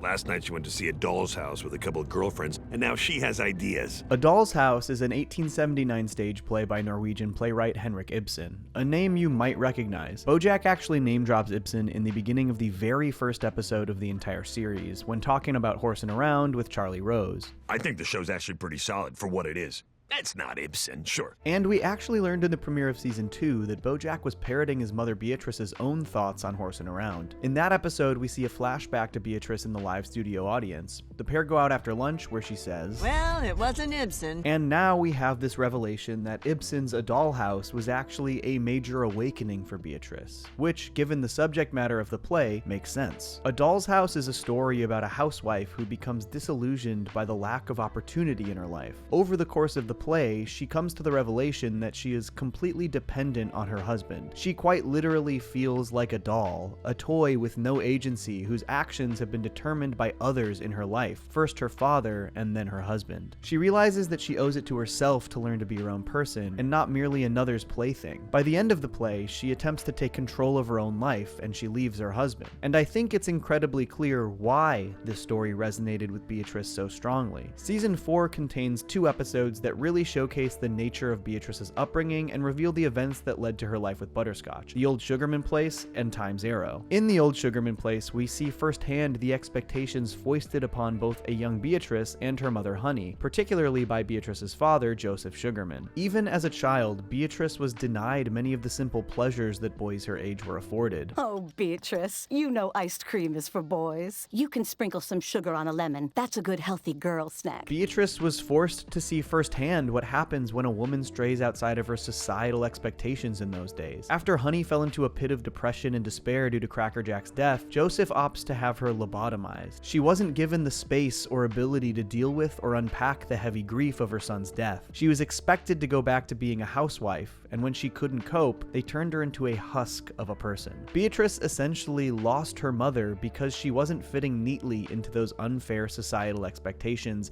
even through her grief. And obviously, this was going to affect how Beatrice navigated the world and her relationship to the men in her life. In Time Zero, we see that even though she didn't particularly want to, Beatrice catered to her father's wishes. Even after college, she agreed to go through with a debutante ball at her father's behest. She would take weight loss supplements that she dubbed pretty pills, a sad expectation that she would later force upon Hollyhock. And after she gets pregnant, she feels that she has no choice but to get together with Butterscotch to raise their child, despite clearly being a better match with Corbin Creamerman. And as we see in flashbacks and through Butterscotch's dialogue, she is expected to play housewife and cater to all of Butterscotch's needs, as though her own desires don't matter. And so, when Beatrice sees A Doll's House, a play about the complete lack of agency in a woman's life, she relates to it immensely and has an existential crisis. And ironically, this crisis leads Butterscotch to entirely reaffirm the fears she's coping with. As she's going through this crisis, he complains that she hasn't made him a sandwich for lunch and accuses her of only crying for attention.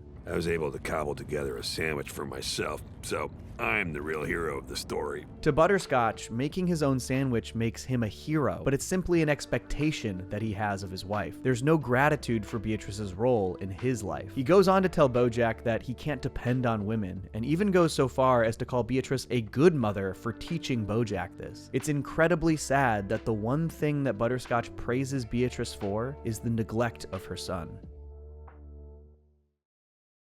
Nothing to contribute? Knock once if you're proud of me.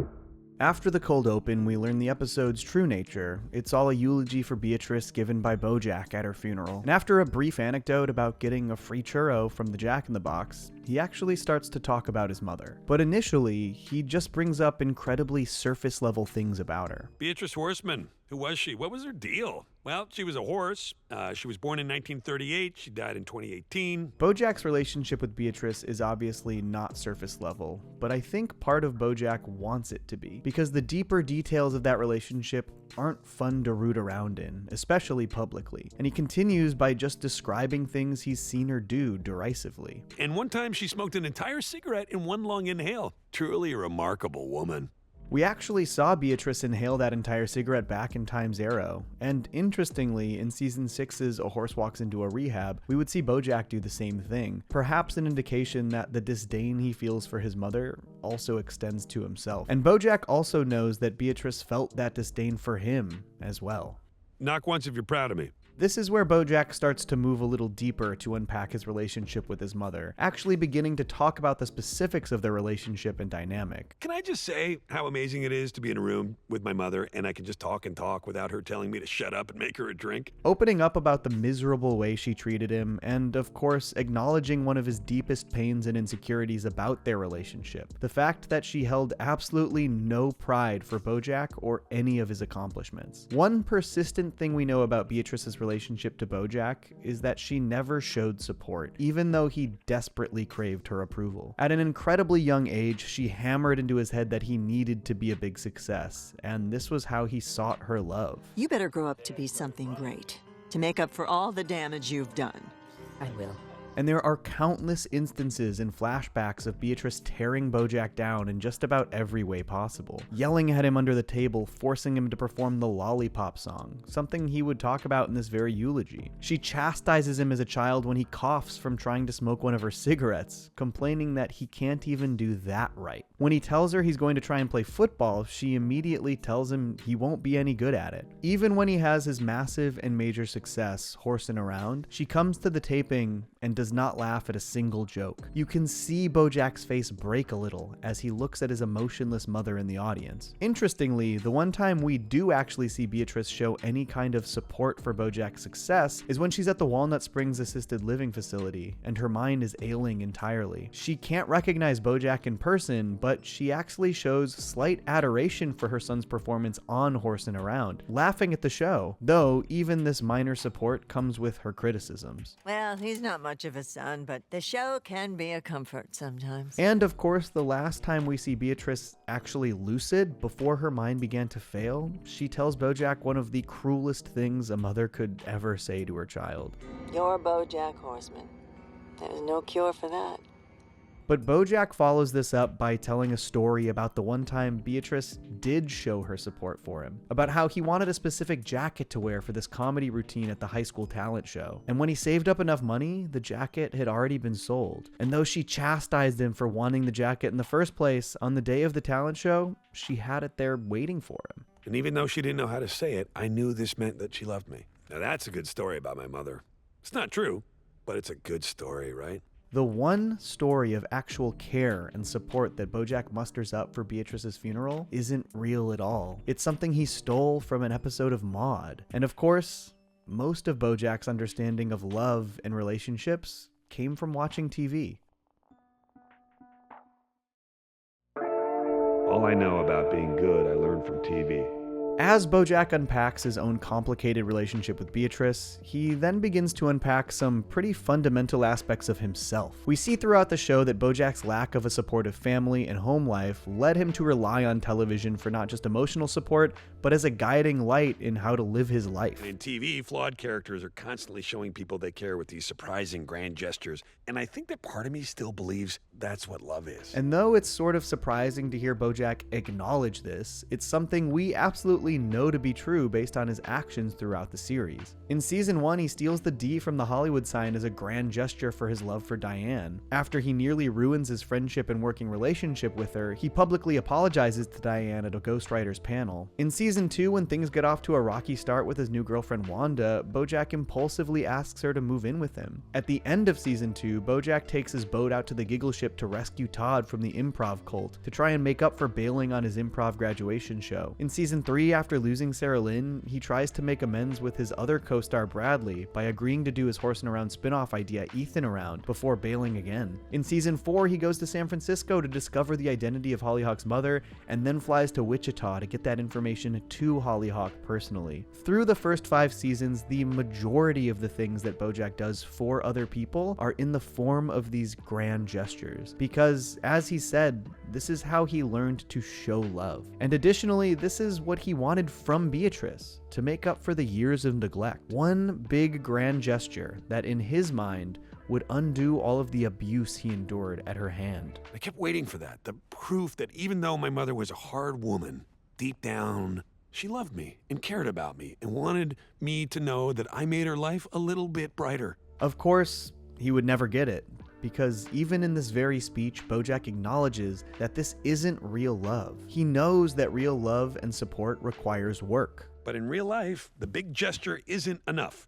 You need to be consistent. You need to be dependably good. And the BoJack we see in season 6, when he was at his healthiest, after rehab, when he was the best version of BoJack we ever saw, that was the consistent, dependable BoJack that he alludes to here in this eulogy. He doesn't try to fix everything with some grand gesture, he just supports his friends in consistent ways as they come. He happens to find an opportunity to plug Todd's Ace dating app, helping him meet Maud. He shows Diane the kind of support she needs while she's at her lowest, and cleans her apartment without her even knowing. He stumbles into an opportunity to give Mr. Peanut Butter that crossover episode he always dreamed of. At Wesleyan, he consistently shows up at Hollyhock's rugby matches and shows his support for her. Though BoJack's lack of a real support system and over-reliance on TV conditioned him to develop unhealthy relationship styles, he was still able to break those cycles that he had developed. Though, not entirely, as we know after his relapse that the events of The View from Halfway Down happened because at his lowest, he wanted Diane to give him that same type of grand gesture, to stop him from swimming in that pool. Hello there. You are a person, and I see you. Throughout the series, we see that BoJack truly had no real positive connection with his mother. He sought her approval through all of his success, and he never got it. The closest we ever saw to them connecting in a positive way was when he left her at the nursing home, and despite his justifiable anger, he helped ease her ailing mind. You're in Michigan. Michigan? Yeah, at the lake house. But even this was with a version of his mother who wasn't all there, and it had far more to say about BoJack's grace towards his mother than her extension of grace towards BoJack. But here in the eulogy, BoJack describes a moment at the very end of her life, as she was on her way out. But there was this moment, this one instant of strange calm, where she looked in my direction and said, I see you. BoJack goes on to describe how this wasn't any sort of praise, it wasn't anything derisive, it was completely neutral, simple recognition of BoJack. Hello there. You are a person, and I see you. I think the fact that the most basic of acknowledgement went that far for BoJack was that deeply affecting shows just how broken Beatrice's relationship to him actually was. Those 3 simple words gave BoJack what he wanted all along. And it doesn't feel like a relief to finally be seen. It feels mean. Like, oh, turns out that you knew what I wanted and you waited until the very last moment to give it to me. And even then, BoJack struggles to accept that moment of connection. He can't help but spiral about the possibility that Beatrice meant it more maliciously, or even that it didn't mean anything at all. Because truly, sometimes we do give things too much credit. Sometimes we apply the meaning that we need to something that is actually really very simple. BoJack relates this idea to a fan of Horsing Around who asked him about an episode of the series where he saw a continuity error, a paper cup on the set in one shot but not in another shot, and he applied his own interpretation of that idea and overanalyzed a simple mistake. A crew member left a coffee cup on set and it created a continuity error. Maybe this is like that coffee cup. Maybe we're dumb to try to pin significance onto every little thing.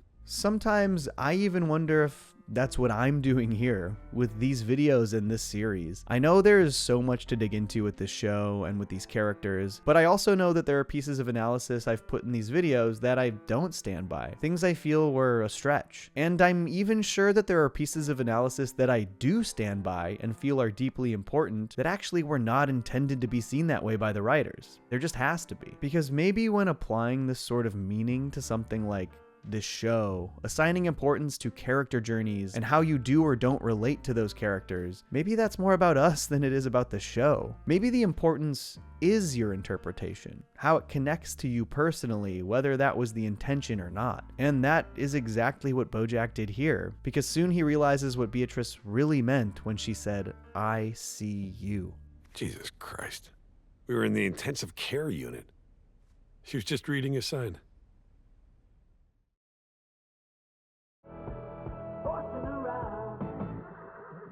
Eventually, BoJack starts to talk about horsing around again. It was written by my friend Herb Kazaz, who's also dead now, and it starred this little girl named Sarah Lynn.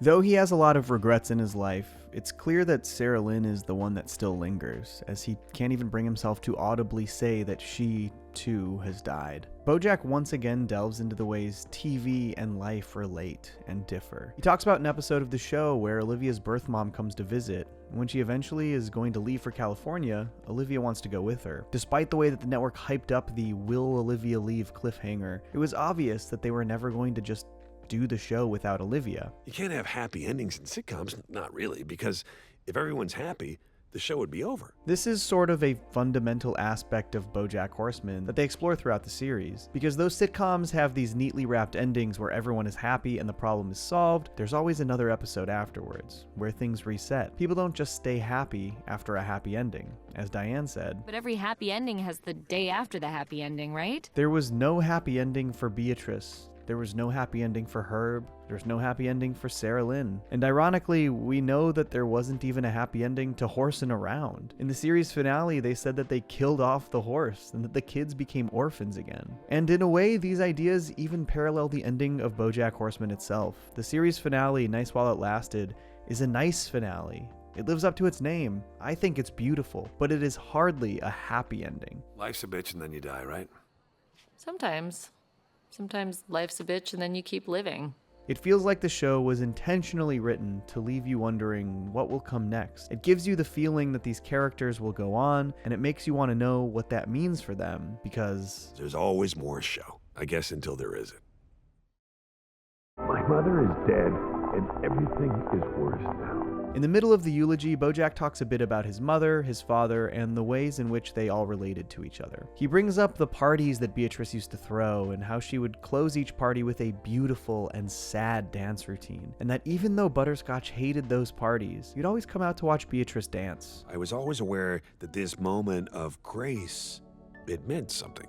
But despite these moments where they, quote, remember they can swim, ultimately, they were all still drowning. All three of us were drowning, and we didn't know how to save each other. But there was an understanding that we were all drowning together. To me, it almost feels as though the Horsemans were all drowning under the weight of their own expectations. All three of them were aspiring creatives. Though Beatrice was saddled with domestic life, she was clearly the happiest when she was performing, when she was dancing. Butterscotch spent his entire life working on his great American novel, and when he finally finished it, the criticism literally killed him. The most successful artist in the family was BoJack himself, who actually made a career out of his comedy and performing, and it, too, would ultimately lead to so many of the poor decisions and stunted growth that were the root of his downfall. Beatrice instilled that need to perform into BoJack, and even though this entire show is filled with countless examples of BoJack's don't stop dancing attitude, I think this episode right here might actually be the best example of that. You've got an audience out there, and they want to hear you sing. Throughout his entire eulogy, BoJack is performing. It's sprinkled with jokes, dramatic moments where he's holding the audience in the palm of his hand, and honest emotion drawn from his real experiences. He had an audience, and as long as he had that audience,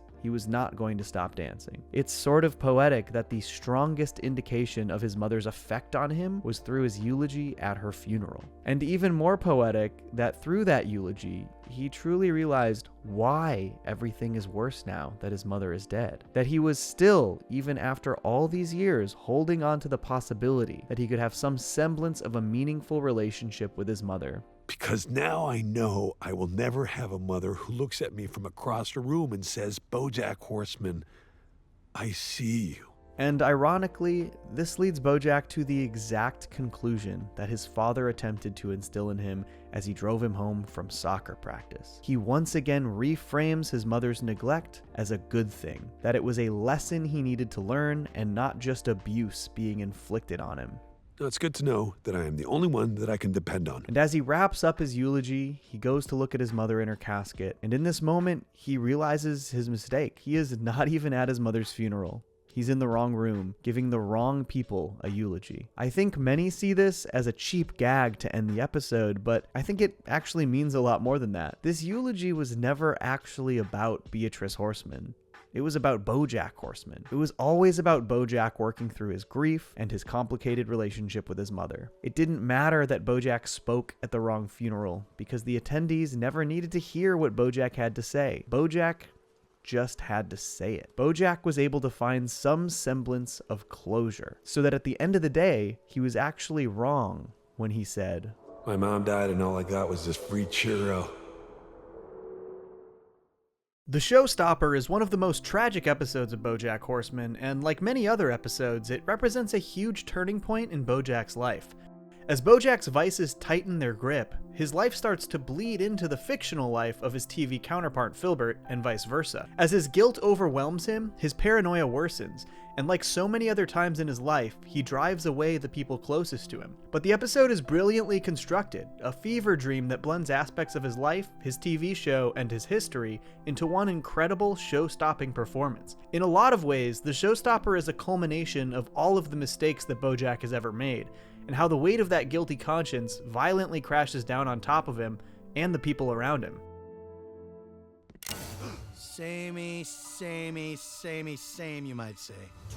One of the most brilliant aspects of the Showstopper is the way BoJack's story parallels what's happening in the corresponding episode of Filbert. Obviously, one of the major aspects of all of Season 5 is the way BoJack's real life begins to blend with that of his character. The set of the show is identical to his house, and he's even dating the actress who's playing his girlfriend in the show. So as the episode continues, they begin to play with which reality BoJack is living in. Sometimes he believes he's on set when he's actually at home. I really think we should get to set. Aren't we on set? Sometimes he thinks he's at home when he's really on set. What time is it? I gotta get to set. We are on set. And this is all obviously exacerbated by his drug abuse, which creates an incredibly engaging structure to the story. If you look closely at the color palettes, you'll be able to tell which reality we're in.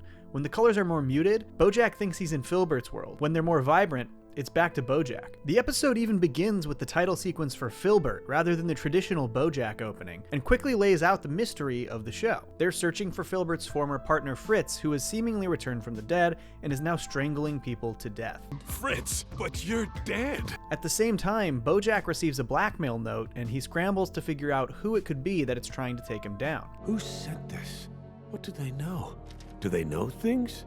Let's find out. And the genius way that they tie these ideas together is that in a way, the two mysteries have the exact same answer. What we discover by the end is that Filbert's partner Fritz didn't return from the dead. He wasn't strangling anyone. It was actually Filbert all along. The person that Filbert was searching for was Filbert. Meanwhile, we learn that there was never actually anyone trying to blackmail or sabotage BoJack. What he thought was a blackmail note was actually just an ad for Filbert, and it was even something that was directly used in the Filbert series. So BoJack discovered that the only person sabotaging BoJack was BoJack, and that sabotage came in the form of drug abuse and the weight of a guilty conscience.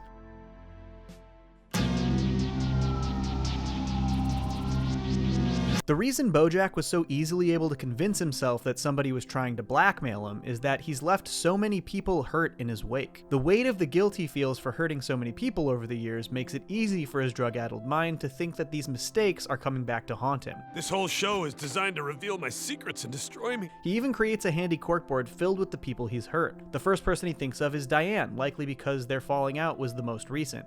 This drives him to go to Diane's and accost her about the note. His guilt even pushes him to call Charlotte, even though this was the last thing she said to him. And if you ever try to contact me or my family again, I will fucking kill you. This leads to a pretty awkward conversation with her husband Kyle, who's fortunately pretty oblivious. The corkboard includes people like Abe the Catfish, whose relationship with BoJack has been rocky ever since BoJack insulted his work on the Secretariat movie. There's Bradley Hitler Smith, who plays Ethan on Horsin' Around, and BoJack is likely guilty about running out on his Ethan Around spinoff back in season 3. There's Tom Jumbo Grumbo, who has always been pretty critical of BoJack on his news program. Lenny Turtletop, who has generally just had some friction with BoJack over the course of their working relationship. And, of course, Kelsey Jennings, who he got fired from Secretariat in season 2, and also helped sink a passion project of hers that he was supposed to work on. Why did I get my hopes up? Why do I keep letting you get my hopes up? As his paranoia worsens, he adds more and more people to the list. People who are actually close to him. Flip McVicker, Princess Carolyn, Mr. Peanut Butter, and even Diane again.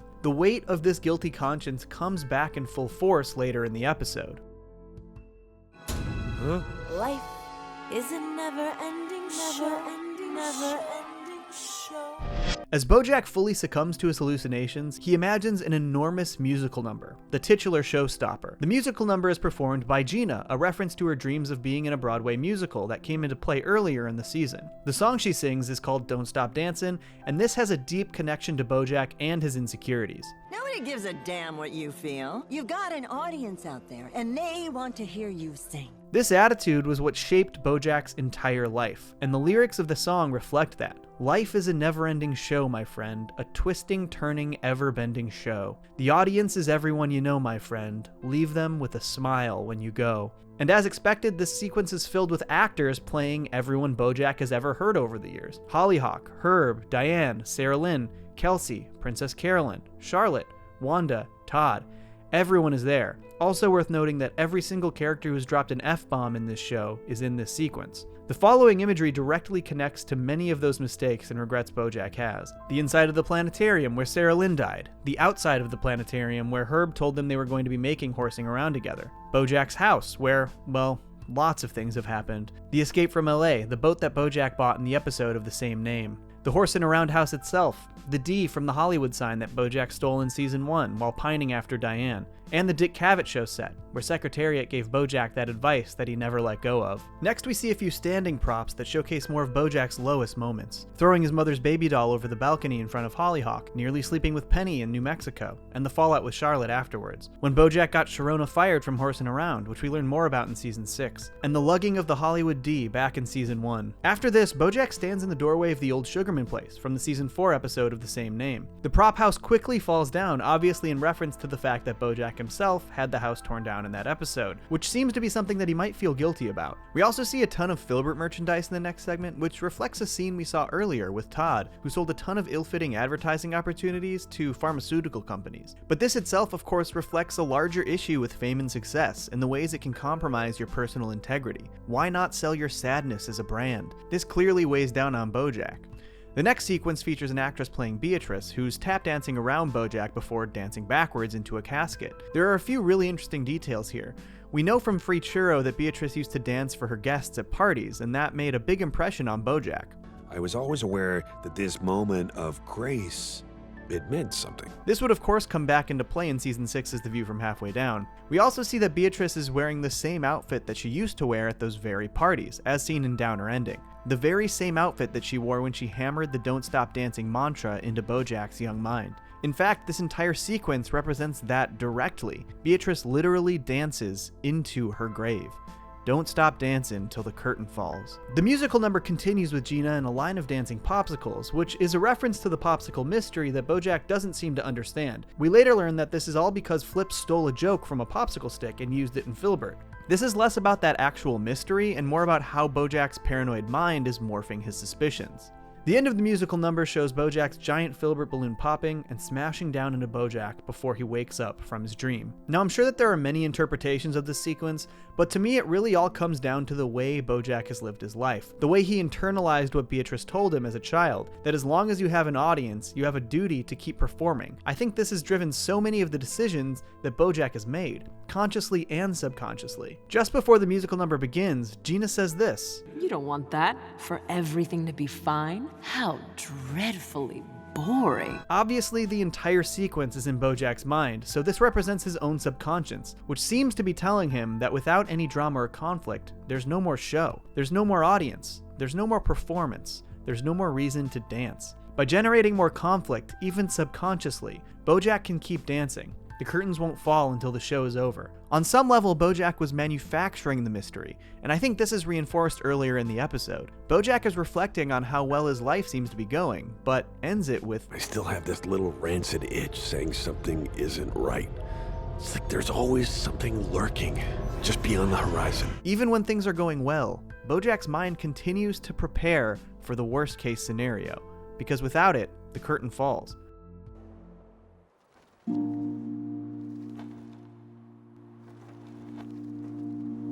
The big point of debate for the Showstopper is what the balloon represents. I do think this was intentionally left up to interpretation from the viewer, because, well... But isn't the point of art less what people put into it and more what people get out of it? But with that being said, I do have my own take on the balloon and what it represents. Throughout the episode, BoJack continues to take pills almost any chance he gets. When he does this, two things happen. One, he flashes into blackout dream sequences, sometimes for moments, sometimes for entire musical numbers. And two, he starts to see the balloon in various places. It almost haunts him. In the episode prior to this one, the actual balloon is accidentally untethered by Diane. So the question is, when BoJack sees the balloon in real life, is this a hallucination, or is it the balloon we actually know was released? I'm not sure we're ever supposed to know, nor is BoJack, but I think it does represent BoJack's own untethering from reality. There's one line in Filbert I keep going back to. Gina asks BoJack why he still has a landline. Or maybe I like things that are plugged to the wall, something to grab onto if I start floating away. That was my wife's landline. I think this is worded very interestingly, if he starts floating away. This landline for Filbert represents him holding on to someone he loves and cares about. And I think that this was also what was keeping BoJack from fully floating away metaphorically. Over the course of the episode, BoJack has intense paranoia about even those closest to him. In BoJack's mind, his friends were being pushed further and further away thanks to his own suspicions, and he's then fully confronted by this in the musical dream sequence. By the end, BoJack's only remaining tether is Gina, but then she discovers his drug problem, and his anger pushes her away too, leaving him alone once again. There was nothing left to keep BoJack grounded, and this is when he floated away. Metaphorically, of course. His realities fully cross over, and the anger BoJack felt towards Gina in real life was transcribed into his Filbert performance, which ends with, well, we all know.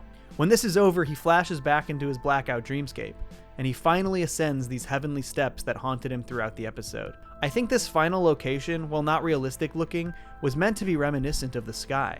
BoJack is fully untethered, and he and the balloon now both float above the earth, above reality, with nothing remaining to pull them back down. I think the saddest part about the Showstopper is that BoJack's motivation the entire episode was to protect Gina. He was trying to save her from the repercussions of his mistakes. In a way, he was trying to protect Gina from himself. And in the end, he couldn't do that. Throughout the Showstopper, BoJack questions everything in his life, from his relationships to his reality to his own sanity. The weight of his guilty conscience weighed down on him, leading to abuse and paranoia. But fortunately for BoJack, not everyone he pushed away had given up on him. I think it's fitting that the person who untethered his balloon in the first place was also the one to pull him back down to earth and give him the help he needs. But not before the damage was done. Don't stop dancing, nothing's certain but the curtain. A Horse Walks into a Rehab is one of the most important episodes of BoJack Horseman, not just for the series, but for the character. After the massive downer ending of Season 5 and BoJack's subsequent check into rehab, we actually get to see the fruits of BoJack's rehabilitation. But more importantly, how BoJack's success in rehab doesn't necessarily mean he's putting in the work on himself that actually needs to be done. But through struggle, hardship, and one wild evening across LA, BoJack starts to recognize that he can't just go through the motions. He has to put in the work. I'm so sorry. I did everything I could. This episode surprisingly opens up in the aftermath of the episode That's Too Much Man from Season 3, the night of Sarah Lynn's death, shedding further light onto what actually happened at the planetarium. Though we obviously later learn that there's even more to BoJack's deceit here, we immediately learn that BoJack wasn't honest about the circumstances surrounding Sarah Lynn's death. So I drove to the planetarium and I found her passed out. I called 911 right away, but it was too late. We get our first hints that BoJack's behavior here was meant more to cover his own ass than to help his friend. BoJack immediately denies knowing where Sarah Lynn got the heroin, despite the fact that it was his. Though, it's also clear that BoJack does have a guilty conscience about this, despite Officer Meow Meow Fuzzy Face's immediate attempts to move past it. I was in a bad way, and Sarah Lynn followed me down because she thought I was a safe place. What have I done? Just to be clear, the case is closed. BoJack's attempts to clear that guilty conscience and come clean to somebody are ignored, but BoJack also verbalizes exactly what he feels he needs after this major wake-up call. I gotta make some changes in my life. Starting now. This is followed by BoJack immediately drinking again before he drives home. But we already knew he didn't make those changes after Sarah Lynn's death. We knew it took him years to even check into rehab as we watched him spiral into his rockiest bottom yet. But though this episode shows BoJack's major, seemingly positive progress through rehab, I don't think it actually meant he was making the changes he said he would. We've seen over and over in the series that while under strict structure and routine, BoJack excels and keeps himself out of trouble. We saw this in in season 4 when he was in Harper's Landing. He was a mess until he and Eddie began fixing up the Old Sugarman Place. Once he had structure and routine in his life, he excelled. And once that was finished, he didn't quite know what to do with himself. We also later see this when he's in prison, but that's obviously down the line. And though it's a huge struggle, BoJack does work his ass off to detox. Every single thing is difficult for him. Group therapy, sleep therapy, hike therapy, art therapy, visiting therapy, plant therapy, yoga therapy, horse therapy. BoJack struggles every single step of the way, but he keeps at it, he keeps working, and he gets better at it. I love this montage because it actually represents some advice he got but never took back in season 2. Every day it gets a little easier. Yeah? But you gotta do it every day. That's the hard part. But it does get easier. And the more BoJack works at rehab, the easier it gets for him. And while detoxing is certainly a major accomplishment, it's clear that BoJack is mostly just getting good at doing rehab. There are many signs that he isn't actually putting the work in to truly unpack the root of his drinking and the root of his traumas. I came here to take responsibility for myself. Nobody made me drink. Though BoJack goes through the motions and becomes an engaged, supportive member of his rehab community, he's also actively avoiding a lot of the most important aspects of unpacking his own relationship with drugs and alcohol. Namely, avoiding talking about why he ever started drinking in the first place. Anytime it comes up, BoJack deflects. Maybe you could tell us when was the first time you drank? When wasn't the first time I drank? Am I right? Dr. Champ calls BoJack out on this specifically, but BoJack doesn't budge, to the point where BoJack's deflection actually leads to a regression in his behavior. BoJack, you can't joke your way through this. Everyone else in this group is trying hard, to be honest. Really? Everyone's being honest? Through his deflection, BoJack ends up calling out or insulting countless people in his rehab program, and most pointedly, a teenager named Jameson. I'd rather you not. She would love to get sober, but still has her friend McCaitlin sneak her water bottles filled with vodka every visiting day. During the montage early in the episode, you can actually see Jameson's friend sneaking in the vodka. BoJack is shown to be very supportive of the rehab group, even for things that seem incredibly silly or trivial, but the moment he gets called out, he deflects so far that he undermines all of the positive relationships he's made. And on top of this, calling out Jameson leads to the big dilemma of this entire episode. Jameson confronts BoJack for calling her out, and by trying to use the same reverse psychology that Dr. Champ used on him, BoJack actually plants an escape plan into Jameson's head. You could sneak out the upstairs window after midnight bed check by tying your sheets into a rope and nobody would notice you're gone till wake up. But is that what you really want? Once Jameson sneaks out, BoJack feels responsible and sneaks out with her to make sure she gets back safe. But this is a symptom of a deeper problem. BoJack's refusal to properly unpack the roots of his issues almost always lead to bigger issues down the road. The story itself is a metaphor for BoJack's own struggles, with his own trauma, with his addiction, with countless aspects of his life. When BoJack fails to address his own insecurities and issues, those things come back to haunt him. This is a microcosm of that pattern. BoJack's deflection from addressing his trauma leads him on this wild goose chase, all because he wasn't prepared to talk about the first time he drank. I gotta make some changes in my life. Starting now.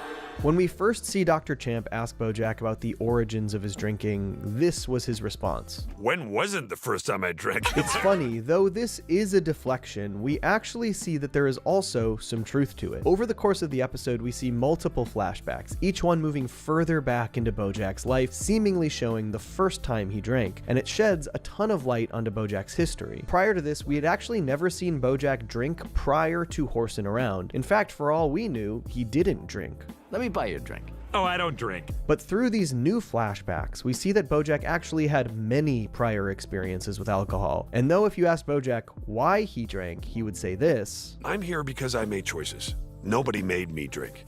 My addiction didn't pull a knife on me and say, hey, bub, drink this alcohol or I'm gonna strangle you. The reality is that if we look deeper into the circumstances of each of these times he consumed alcohol, we see there are very clear pressures motivating him into doing it. And each time, he seemingly gets something good out of it that also has negative ramifications. The first flashback shows BoJack struggling on the set of Horsing Around, dealing with the nerves of having his first on-screen kiss. Granted, that on-screen kiss was with international supermodel Cindy Crawford, fish. But regardless, he was awkward and stiff, and he struggled to show any chemistry in this scene. To help him, Sharona spikes his orange juice, which he initially protests. Oh, no, I don't. Trust me, it'll loosen you up. And as it turns out, Sharona was right. BoJack loosens up. The scene goes off without a hitch, and this begins BoJack down a dark path of drinking almost every day while on set. One that eventually leads to Sarah Lynn drinking one of his water bottles filled with vodka, and Sharona taking the fall for it. One of BoJack's deepest regrets. When we go back even further, we see BoJack at a high school party well before horsing around. BoJack is awkward and uncomfortable at that party, despite a positive interaction with his classmate Katie. When he's initially offered beer, he starts to decline, but...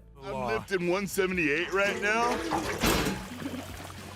You know what? I'll have one beer. Early on at the party, that very jock loudly made fun of BoJack and called him a nerd. The peer pressure of being like the cooler kids in school leads BoJack to have that drink, and initially, it actually seems to work for him. Though he's a bit sloppy, BoJack basically becomes a stand-up comedian at the party, roasting his classmates. Not just a little insight into his pursuit of acceptance through peer pressure, but insight into his pursuit of comedy later as well. He wants to rip on people like the cool kid did. Unfortunately, he also embarrasses Katie, the one person who was nice to him before he became an asshole, basically gaining acceptance from and alienating the exact wrong people. Want some? Oh yeah, bartender, one more.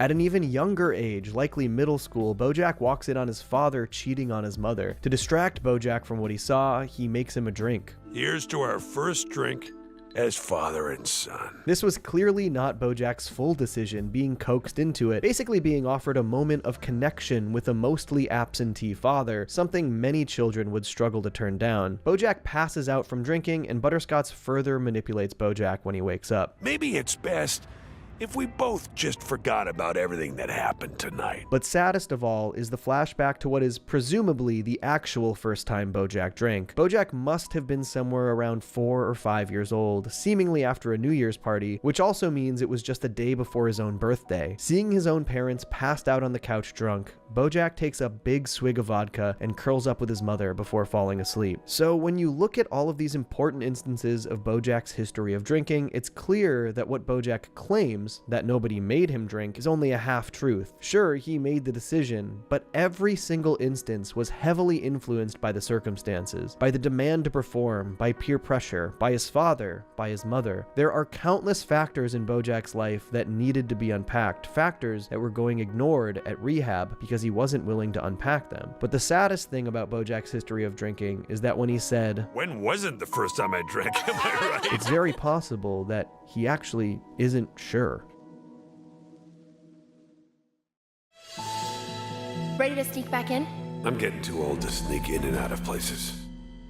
There are countless examples of BoJack's behavior over the course of this evening that show he hadn't actually really been undergoing meaningful change, despite seemingly being successful at rehab. Perhaps the most telling is played off like a joke, but is a complete parallel of BoJack's literal biggest regret in his life, the one that caused him to initially say he needed to change. When Jameson sneaks out, this is why BoJack claims he follows her. I'm the idiot who helped you escape, so if you OD tonight, then I'm the one who'll have to lie to everyone about what happened. This is just a little too close to what happened with Sarah Lynn for comfort. There are further examples as they sneak out as well. While in rehab, BoJack is attentive, he listens to everyone in group, he even proves to Jameson that he knows her entire history, at least what she's shared with him. He does well within the structure, but the moment he goes out, the moment he's outside that structure, he's distracted by the drinks at the party, and he misses Jameson saying this. It's me, Jameson!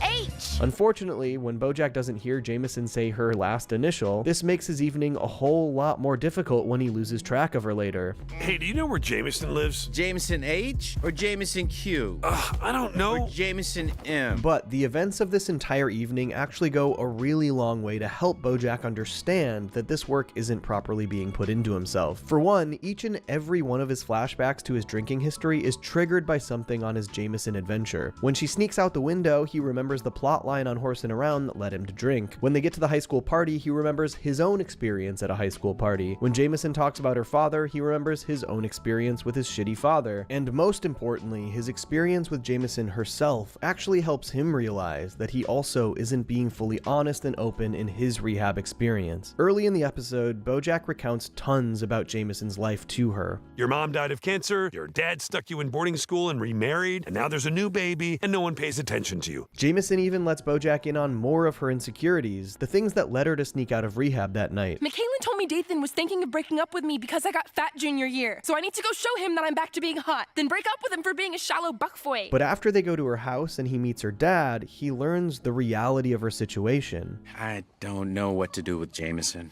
I've tried everything.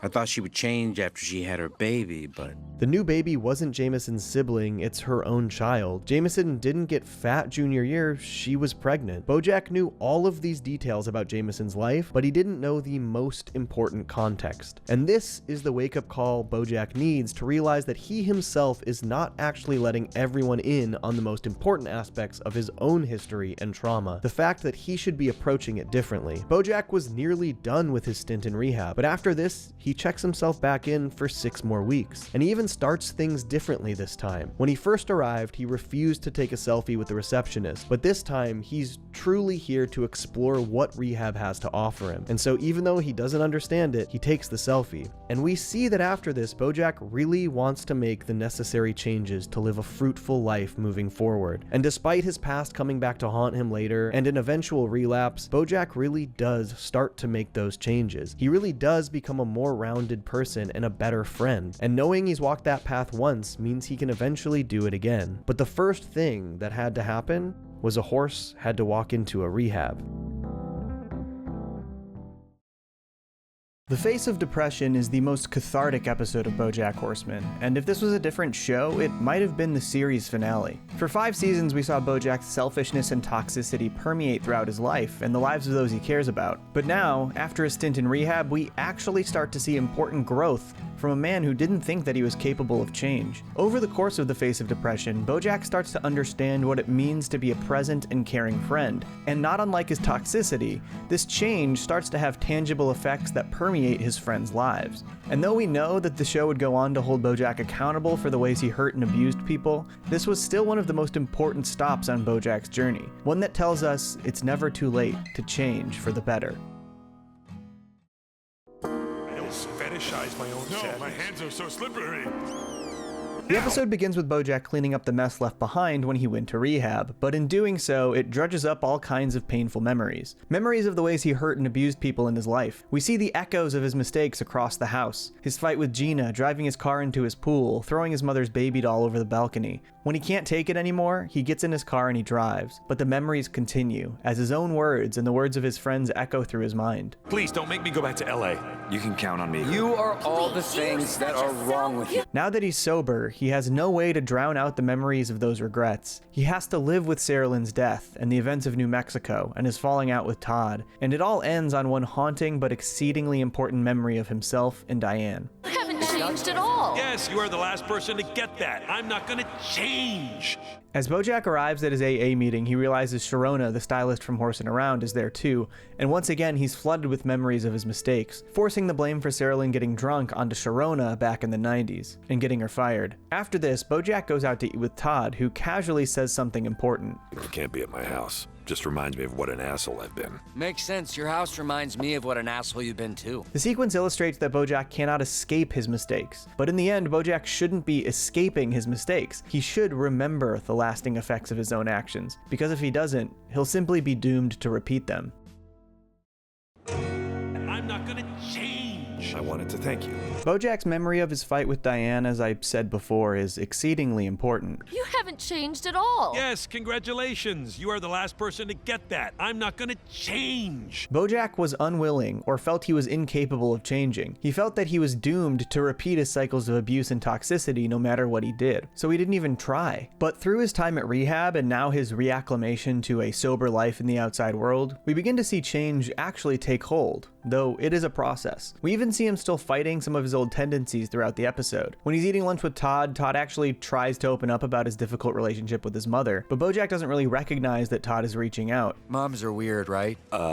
Yeah, moms are weird. At his AA meeting, he seems exasperated by the act of admitting that he's an alcoholic. I'm BoJack, and oh God, this feels so dumb. And I'm an alcoholic. When he goes to visit Princess Carolyn, he makes up a selfless excuse, even though he's actually there for a selfish reason. I also have a favor to ask. Of course you do. But these things slowly start to fade as he visits his friends and family, and he actually starts to learn more about himself and the process of forgiveness. The metamorphosis mostly begins with his visit to see Diane in Chicago. Diane is going through an incredibly difficult time in her life, and doesn't want BoJack to see the mess that she's living in. But through their heart-to-heart, BoJack admits something that he's learned about himself, and does something that we haven't seen much of from him. I bought into this idea that I was the thing that couldn't be changed. BoJack acknowledges that he had stifled himself in his ability to change, and then immediately does something that showcases that change. He thanks Diane. But this is more than just a typical thank you. BoJack is effectively thanking Diane for the events of their fallout. So the reason I came to Chicago is I wanted to thank you for believing in me when I didn't. Because in the end, Diane's frustrations and anger towards BoJack in season 5 all stemmed from her belief that he could and should be better, that he can and should be able to change. BoJack was the one who wasn't willing. But now he is. He's willing to learn and grow. The next morning before leaving, BoJack cleans up Diane's apartment and leaves before she even wakes up. He does something selfless simply to help his friend without the expectation of anything in return, or even acknowledgement of his good deed. The change is taking place. And through his next trip to Connecticut to visit Hollyhock, BoJack actually learns more about his own tendencies. While spending time with his sister, he witnesses Hollyhock fighting with her best friend Tawny. You could say sorry. Would it even matter? No, words are meaningless. This showcases BoJack's belief that asking for forgiveness isn't enough. He is like Tawny in this situation, so firmly confident that his mistake can't be made up for that he is unwilling to even apologize. But then he sees how Hollyhock responds. You do this thing where you don't think you can ever be forgiven, so you don't apologize, but I can't forgive you if you don't say you're sorry. BoJack sees that though mistakes can't necessarily be fixed, showcasing remorse and acknowledging your mistakes can go a really long way. Okay, I'm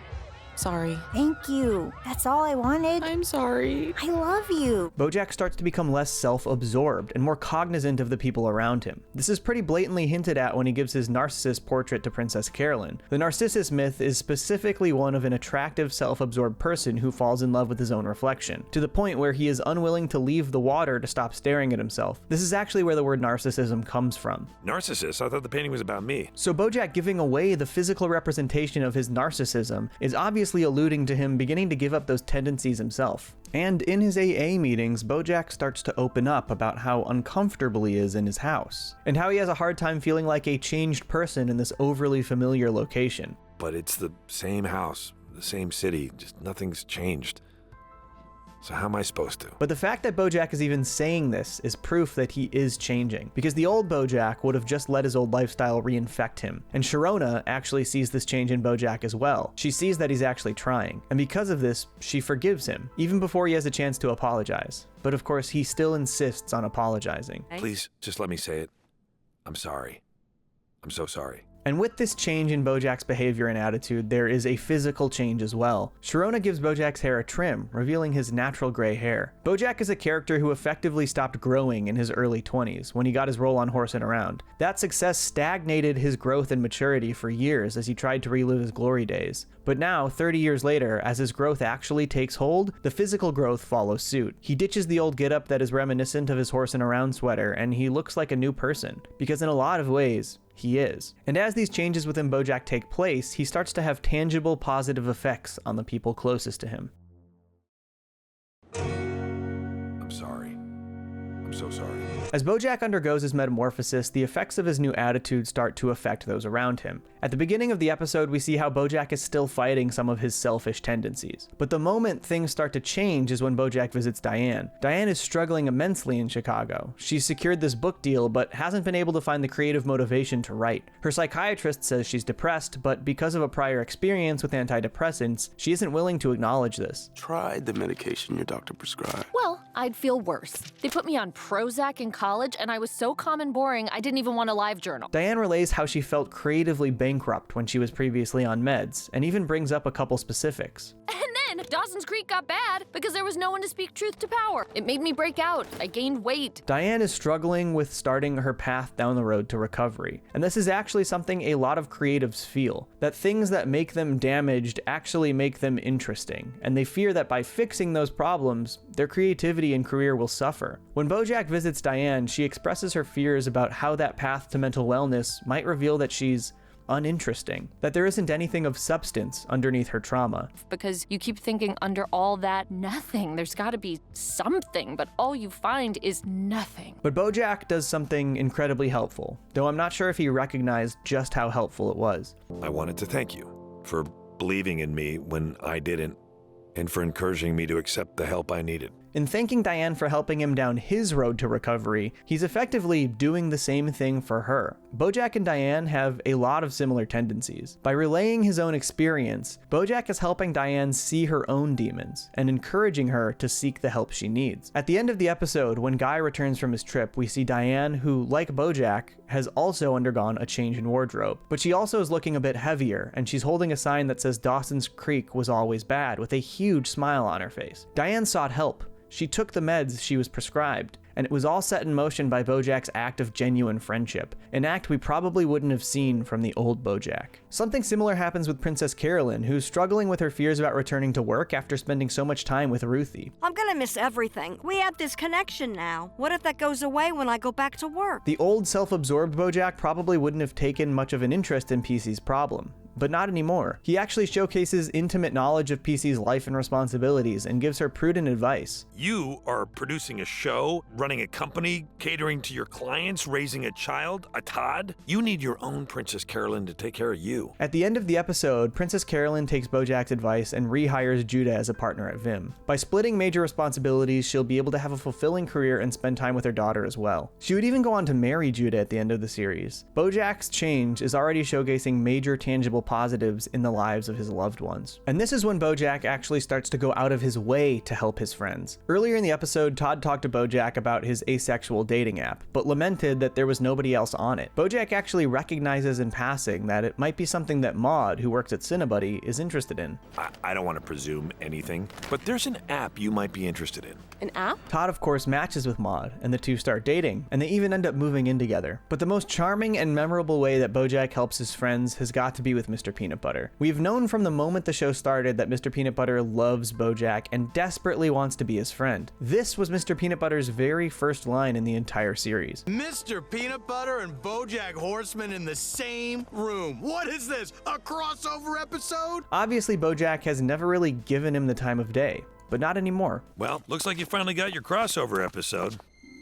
What? Oh my god, okay, is this real? BoJack actually gives Mr. Peanut Butter that crossover episode, something we can without a doubt say that the old BoJack would never have done. And Mr. Peanut Butter's happiness cannot be understated. The way that the face of depression showcases BoJack's change, in turn showcases the positive effects he has on the world around him. An incredibly important message. Peace be with you. Peace be with you. Peace be with you. Though BoJack has actively undergone this change throughout the episode, the result of lots of work and self-reflection in rehab, you know that his regrets and mistakes still haunt him. But BoJack shouldn't be looking to escape his past. He can't move forward without accepting it. So while waiting for his next flight, BoJack visits Old Horseburg and stumbles upon a reenactment of an old church service. The words of the pastor really resonate with BoJack. It is only when we show ourselves forgiveness and mercy that we truly live a life of grace, that we are reborn. The pastor tells the congregation to offer grace and peace to one another. Peace be with you. Peace be with you. Peace be with you. Peace be with you.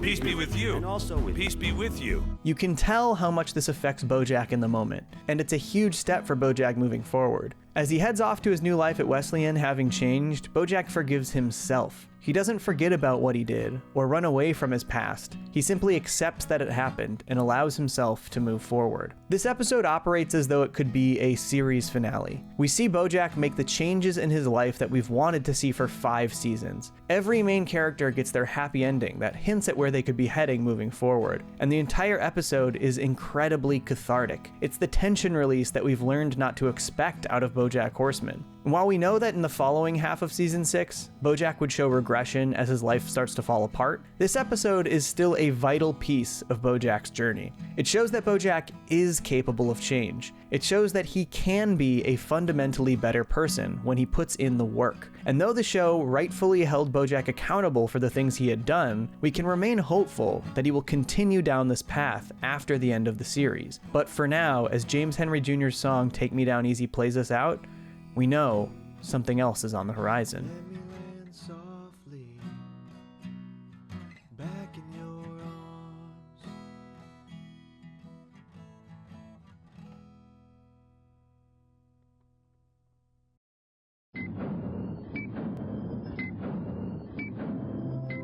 Xerox of a Xerox is a heavy and revelatory episode of BoJack Horseman, and unsurprisingly, it can be polarizing. BoJack deals with the fallout of some of the worst things he's ever done coming to light in the public eye, and does his best to damage control the situation. But as this damage control succeeds, and the public view of BoJack improves, he starts to fall back into some of his old toxic tendencies, which would ultimately prove to be his downfall. Alongside the revelations in this episode come one of the final crossroads in our journey with BoJack, a crossroads where much of the audience decided to take different paths. This episode represents that final peak in our journey with BoJack, before he plummets back down into a valley of addiction and abuse. The beginning of Xerox of a Xerox shows BoJack and those closest to him preparing for his interview with Biscuits Braxby. The situation is carefully and meticulously choreographed to help BoJack. Even Biscuits is in on this. They get the old Filbert set out of storage to make it look like BoJack's house. BoJack's mannerisms and answers are coached and coordinated. The questions being asked will be softballed. The interview is marketed as the real story of the last days of Sarah Lynn. It's presented as though it will be raw, truthful, and revelatory. It will show the real BoJack Horseman, warts and all. But the reality is, this is not what this interview was ever meant to be. As we established, it was all meticulously coordinated to help BoJack. Even the fact that they're faking that they're in BoJack's home is beautifully representative of the hypocrisy of this fluff piece. Because we want the intimacy and vulnerability of your home. You're saying, this is me, no more lies. The first interview does BoJack a lot of favors, but it doesn't tell the whole story. He reveals information that wasn't publicly known, but obviously not the entire truth. You can even tell from his mannerisms, the way he answers these questions. He is struggling to talk around the whole truth. Sarah Lynn dying was part of that decision. It was part of it, yes. I've made a lot of mistakes. I think in this entire first interview, there's really only one sequence where BoJack is fully and honestly truthful, where he's speaking from the heart and not trying to navigate around all of his own mistakes with his answers. That's the titular Xerox of a Xerox speech. BoJack says he came from a broken home and that he felt like his entire life was an acting job. Doing an impression of the people I saw on television, which was just the projection of a bunch of equally screwed up writers and actors. I think this is an honest and truthful statement. I felt like a Xerox of a person, you know what I mean? We know that BoJack's home was broken. We know that his father and mother both horribly mistreated him. His father forced him to drink at a young age, and his mother especially instilled in him this need to perform. These become BoJack's coping mechanisms, and we see that in flashbacks and throughout his life. Like at this party when BoJack gets drunk and starts making fun of his classmate. The performance got a huge laugh out of his friends, but it was a shitty and toxic thing to do to someone who was actually really nice to him. Even his success on Horsing Around manipulated how he presented himself. In my experience, people really find themselves in their 20s, and BoJack's development was stunted because of his massive success. We see how much of these sitcom tropes and worldviews were ingrained in BoJack, and how that didn't translate to real life. So while I do think BoJack's Xerox of a Xerox speech is honest, It's also, sadly, something he is still perpetuating with this very interview. For most of this interview, BoJack isn't being honest and truthful. He's walking a metaphorical tightrope to maintain his public image. He's been fully coached, his behaviors and environment have been manipulated. His performance is a Xerox of other popular celebrities who have gone through similar situations, and then that information has been Xeroxed again by his publicists and agents to ensure that BoJack comes out looking good. It was never meant to be real or honest. BoJack's attitude post-interview shows exactly how disingenuous he was being. He and Princess Carolyn walk out of the stage and BoJack is celebrating the fact that he nailed it. He isn't acting like he just went through a raw, real emotional interview that resurfaced some of his darkest memories. When she brought up Sarah Lynn's mother, she was setting me up to throw her under the bus, but then I said, I'm sorry? I mean, that was a sweet move, yeah? He's actually just celebrating his performance. This isn't the attitude of someone who feels the relief of getting the truth off of his shoulders. It's the attitude of someone who has potentially escaped near cancellation. As you might expect, the first interview was a huge success. BoJack is beloved again. People empathize with him. The press is overwhelmingly positive, and the network ratings were sky high. He's rehabilitated his image in a single evening. He's even given his teaching job back. He could go return to his comfortable, secluded, non-celebrity life. But BoJack basically suffers a relapse, not in his physical addictions to drugs or alcohol, but in his psychological addiction to fame and success. He revels in the positive attention he's once again being given. Listen, I'm ready to move on and go back to Connecticut. But it does feel good to be part of the conversation again. Pinky asks BoJack to do a second interview since the ratings essentially saved their network. These boosts to BoJack's ego get the better of him and he takes it too far. Despite Princess Carolyn's rightful objections, BoJack wants to do the interview. This clip perfectly represents the problem with BoJack's attitude and the mental gymnastics he uses to justify putting himself back on that stage. And if my openness and candor about addiction is helping people, then I'm kind of a dick if I don't do another interview, right? And of course this would all come back to haunt him as the real, raw, emotional interview the world was promised was actually coming up shortly. But the first interview wasn't without some fallout. People like Paige Sinclair and Dr. Champ didn't take kindly to the soft-balled interview that left BoJack looking like the victim. And while it's definitely possible that the information they had on BoJack could have come out even without a second interview, it wouldn't have nearly been as effective in swaying public opinion as the second sit-down with Biscuits Braxby. Armed with a fuller picture of BoJack's toxic history, Biscuits delivers an actual hard-hitting interview with BoJack, confronting him with parts of his past he wasn't expecting to talk about, including things that we as the audience were unaware of. The biggest of these is of course the damning revelation that BoJack not only carefully called himself from Sarah Lynn's phone to lie to the police, but he waited 17 minutes to call an ambulance to come and get her. Sarah Lynn would end up dying at the hospital, and we as the audience are forever left with the haunting question: could BoJack have saved Sarah Lynn if he wasn't so selfish? Biscuits then starts to lay out some of the things we do know about BoJack, and while we as the audience have seen these things played out from BoJack's perspective over the course of many, many episodes, laying every single thing out in a row does paint an important picture. I've seen a lot of fans of this show talk about how dirty this was of Biscuits, how it was wrong and manipulated the truth, but I think they're really missing the point, especially given the context of the situation. Biscuits is a journalist, and she was presented with credible allegations that paint a troubling pattern. To ignore this pattern would have been legitimately immoral. Now, we as the audience, of course, have a fuller picture of some of these things because this show literally follows BoJack, but we cannot and should not expect other characters to have the same picture we do. We know, for instance, that an accusation like this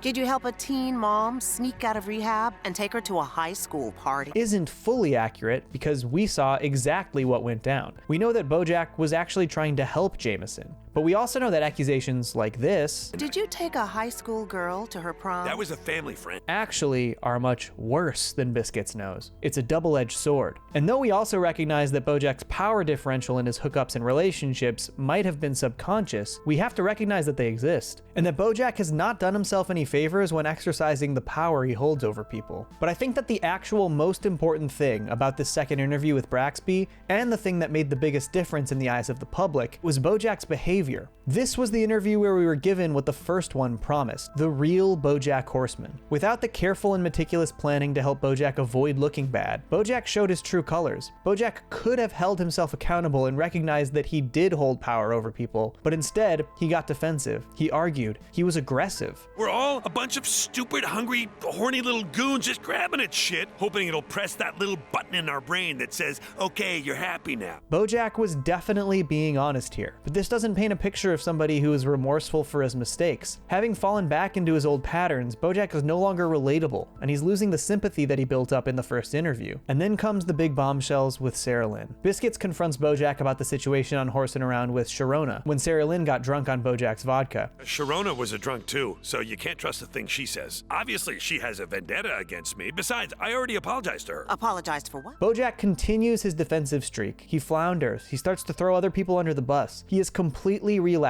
into his old ways. And then he reveals a non-public piece of information that we as the audience knew, but something I think the audience has all too often let slide. I didn't even have sex with her until she was 30. This wasn't even an allegation. It was a full admission to the public that BoJack had hooked up with his literal television daughter. Sarah Lynn was beloved by the world. This was the final straw for BoJack's image. It was irredeemable, especially when you take into account the indefensible fact that he might have been able to save her life.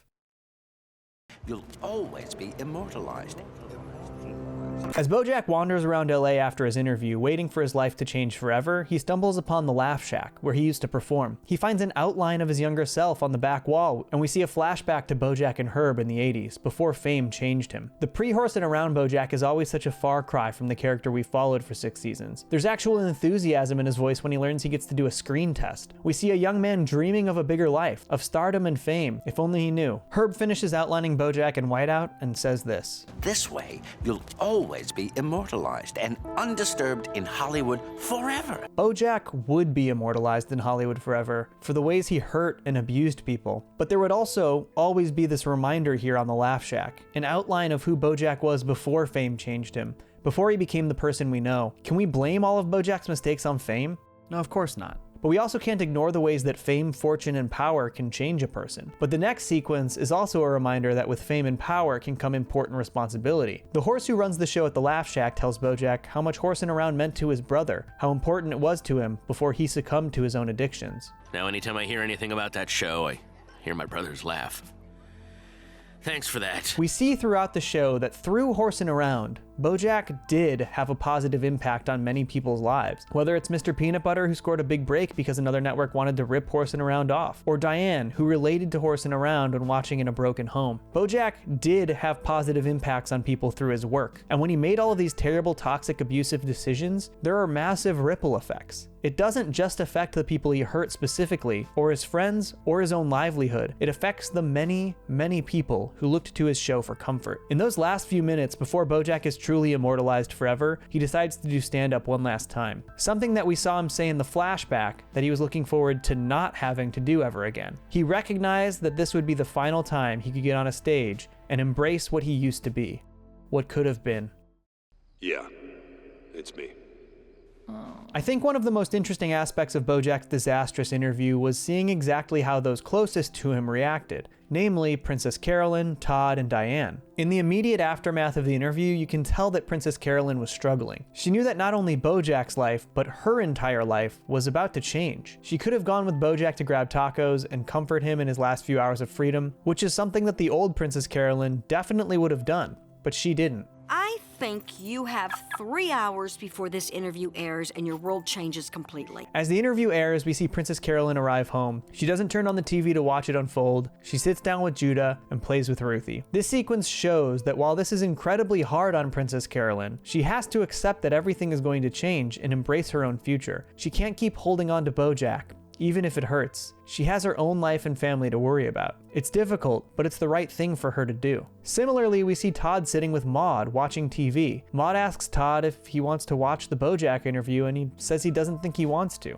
This decision specifically leads to Maude asking about Todd finding his own place. I just landed at his house one night. You ever get tired of living at the mercy of whoever happens to let you crash on their couch? After this, the two of them decide to move in together. Since the show started, we've never seen Todd even consider this. He's always crashed or lived with another character. But this decision to not watch the BoJack interview is a metaphor for him moving on from BoJack and this part of his life. Todd is ready to move up and move on. His time as BoJack's best friend is over, officially. Diane, on the other hand, can't help herself. Where PC and Todd don't watch the interview, Diane does. You can tell she was trying to avoid it, but she isn't ready to move on from BoJack yet. While watching, BoJack says something that bothers her, and she nearly turns it off. But then, he says something that she understands, that she relates to, that she empathizes with, and she just feels sad for him again. This metaphorically leaves the door open in her relationship with BoJack. She still isn't ready to say goodbye, and sadly, this would come back to haunt her later. These decisions are reflected in the series finale, Nice While It Lasted. PC and Todd are friendly and even reminiscent with BoJack. They can't deny their relationship with him entirely, but you can also tell that they have both moved on from him. Sure, Todd will give BoJack some advice and share a moment with him, but he isn't going to have the same type of relationship with him anymore. Ditto for Princess Carolyn, who it's revealed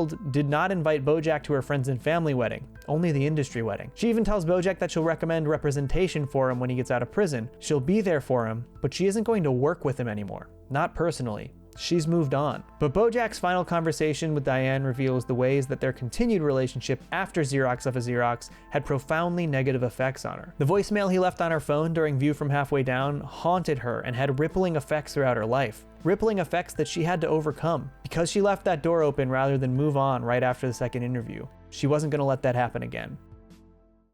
I don't believe in rock bottoms. BoJack's words in his first interview with Biscuits would actually end up being prophetic. He would soon hit the rockiest bottom he'd ever hit, and it would nearly take his life. The way BoJack is structured is in peaks and valleys. Throughout all 6 seasons, we see massive highs and the lowest of lows. And while the events of the last 5 or 6 episodes of the show can be difficult to stomach, I like to ask myself, what would have happened if he hadn't done the second interview? We can't know for sure, but do we know that BoJack would have gotten his life completely back on track? That he would have gone back to Wesleyan and completely overcome his toxic traits, his addictions, his fears, and his insecurities? Or would BoJack have found a different, rockier bottom somewhere else? Would BoJack's conscience or our experience through the story been better had BoJack not been held accountable for his actions? I don't think so. But I do know that BoJack Horseman is an optimistic show. We don't know what the future holds for BoJack after the series finale, but we do know that there's hope for him to be a better person, even if that doesn't mean redemption in the eyes of his friends or the public. And I think that had BoJack not done that second interview and survived this scandal unscathed, we wouldn't have had such a poignant and important message. For 17 minutes. It's hard not to think about Sarah Lynn through all of this. Even though she isn't actually in this episode, her presence is massive and important. I don't think anyone can argue that BoJack had negative intentions when it comes to Sarah Lynn. I believe him when he says this. I loved Sarah Lynn. But I don't think you can ignore the ways that his actions impacted her life. But even if you don't take into account Don't Stop Dancing, or the way he took advantage of her at her lowest point, or the fact that he interrupted her 9 months of sobriety so he could go on a bender to cope with his own insecurities, you can't ignore that final act. I titled my video about That's Too Much Man, BoJack's Most Selfish Act. And the truth is that this final decision was the culmination of that selfishness. BoJack loved Sarah Lynn, but that love still didn't outweigh his own fear of the repercussions of his own actions. He still put himself above this girl that he loved so much. And he sat in that parking lot for 17 minutes before he called the ambulance. Maybe it would have made a difference, maybe it wouldn't have. But if you need a reminder of just how long 17 minutes takes, just look at the time code of this video. That's too much, man.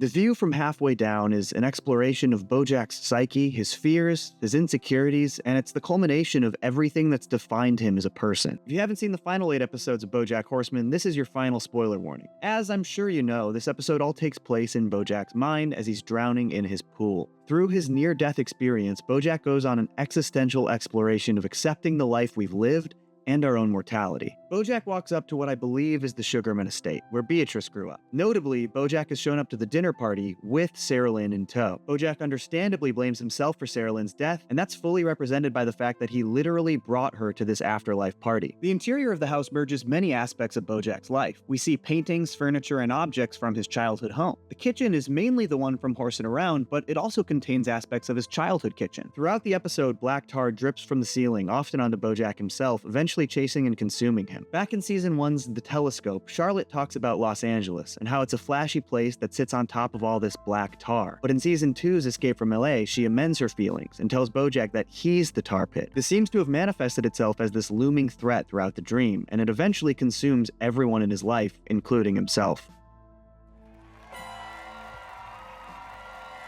On arrival, BoJack gives his mother pink hydrangeas, and there's a lot of symbolism embedded in these flowers. In Japanese culture, hydrangeas are often associated with apology. Subconsciously, BoJack still feels guilty for leaving Beatrice in a nursing home to die. On top of this, pink hydrangeas tend to represent heartfelt emotion. This guilt and attempted apology is something BoJack genuinely feels in his heart. Other cultures have different beliefs about this flower. Victorians are known to feel negatively about hydrangeas. They represent boastfulness and vanity. These are also descriptors of Beatrice's lifestyle growing up. Historically, hydrangeas were given to people who turned down love interests, representing those people as cold and frigid. While this is certainly a dated concept, it also fits Beatrice's description. She is a cold and frigid character, particularly towards BoJack, and because of her pregnancy with BoJack, she turned down a potential love interest, Corbin Creamerman. Another interesting superstition about hydrangeas is that if they're planted near the front of your house, you might risk your daughter growing up to be a spinster, which is another dated term for an elderly, unmarried woman. Beatrice ends up leaving the hydrangeas in the front of the house, and after BoJack's tar drips into them, they grow large and obstruct the exit, trapping everyone inside. While Beatrice did end up marrying Butterscotch, I think she often felt like a spinster. She was trapped in a marriage she didn't actually want and felt like life and opportunity had passed her by. In the living room, there are an array of paintings and photographs that we see throughout the series. There's BoJack's family portrait, as well as Beatrice's from the Old Sugarman Place. There's the photo of BoJack's family at the lake house, a portrait of Crackerjack, and a framed photo of the establishing shot of the Horsing Around house. There's even the silhouette portraits of BoJack, Butterscotch, and Beatrice from his childhood home. These are obviously images that represent many aspects of BoJack's life. Beatrice's broken family and the loss of Crackerjack informed how BoJack himself was raised. Crackerjack was immortalized and put on a pedestal so that BoJack could never live up to him. BoJack's family life growing up was tumultuous, and the portrait of his family shows how disconnected they were. Then we come to some of the more interesting portraits. There's of course the Hockney that was hanging in BoJack's office in his house, the Narcissus painting, but this time BoJack is drowned in his pool. Obvious foreshadowing into what's actually happening in this episode. But in addition to this, we see Joseph Sugarman's old painting that Beatrice gifted to BoJack after Joseph's death. This is one of the few things that Beatrice passed down to BoJack, and it's representative of his lineage, possibly his only material connection to his grandfather. And while he did hang it in his house, he didn't take great care of it. In Season 1, we see that Sarah Lynn's house party guests actually drilled holes through it. Later in the episode, when we see BoJack trying to escape, we see those same holes drilled through the painting again. Now, I think the actual most interesting painting is the one we don't see until BoJack is trying to escape. Here on the wall is a young horse who looks very much like BoJack, crying while holding a clown mask. This was a painting we saw in BoJack's childhood home before Butterscotch accepted a job with the Sugarmans. This image absolutely represents BoJack and the attitude that Beatrice instilled in him as a child. When BoJack was sad or upset, he used performance as a coping mechanism. He was a clown, a jester, and those things were fueled by pain and insecurity. The painting sits on the wall, it stretches and grows before revealing the pathway to the kitchen from Horsing Around. This fully represents how this aspect of BoJack's personality led him to his life as a sitcom star, and it's brilliantly showcased as a literal doorway into his sitcom house. As Beatrice and BoJack walk into the living room, Beatrice remarks that a bird flew into the house through the window and they're trying to chase it out. There's a lot to unpack in regards to the bird. For one, a known superstition about birds flying into houses is that they're meant to foretell an important message. But if that bird dies while still in the house, it foretells death. Other Celtic superstitions associate birds flying into houses with death as well. And though BoJack was able to chase the bird out of the house initially, it's later seen stuck within the house and dies before it's able to fly out the window. I think that it's possible there's even more to this bird's symbolism found within the 1920s novel Siddhartha. The bird's beak suggests that it's some type of songbird, and in the novel Siddhartha, a songbird is present in a dream, much like in this very episode. In Siddhartha, the songbird is dying in a golden cage, which is symbolism of the character's imprisonment in a world of wealth and luxury. The bird is effectively trapped by worldly vices. Does it sound familiar? Siddhartha's spiritual life is dying because of his worldly life. And I don't know if anything has more perfectly described BoJack Horseman as a person. Exploring the themes in Siddhartha relates even further to the ideas found in this episode. The word Siddhartha roughly translates to "he who has found meaning of existence," and the book philosophically explores what makes a meaningful life. This question is pretty directly debated at the dinner table, which brings us to our dinner guests.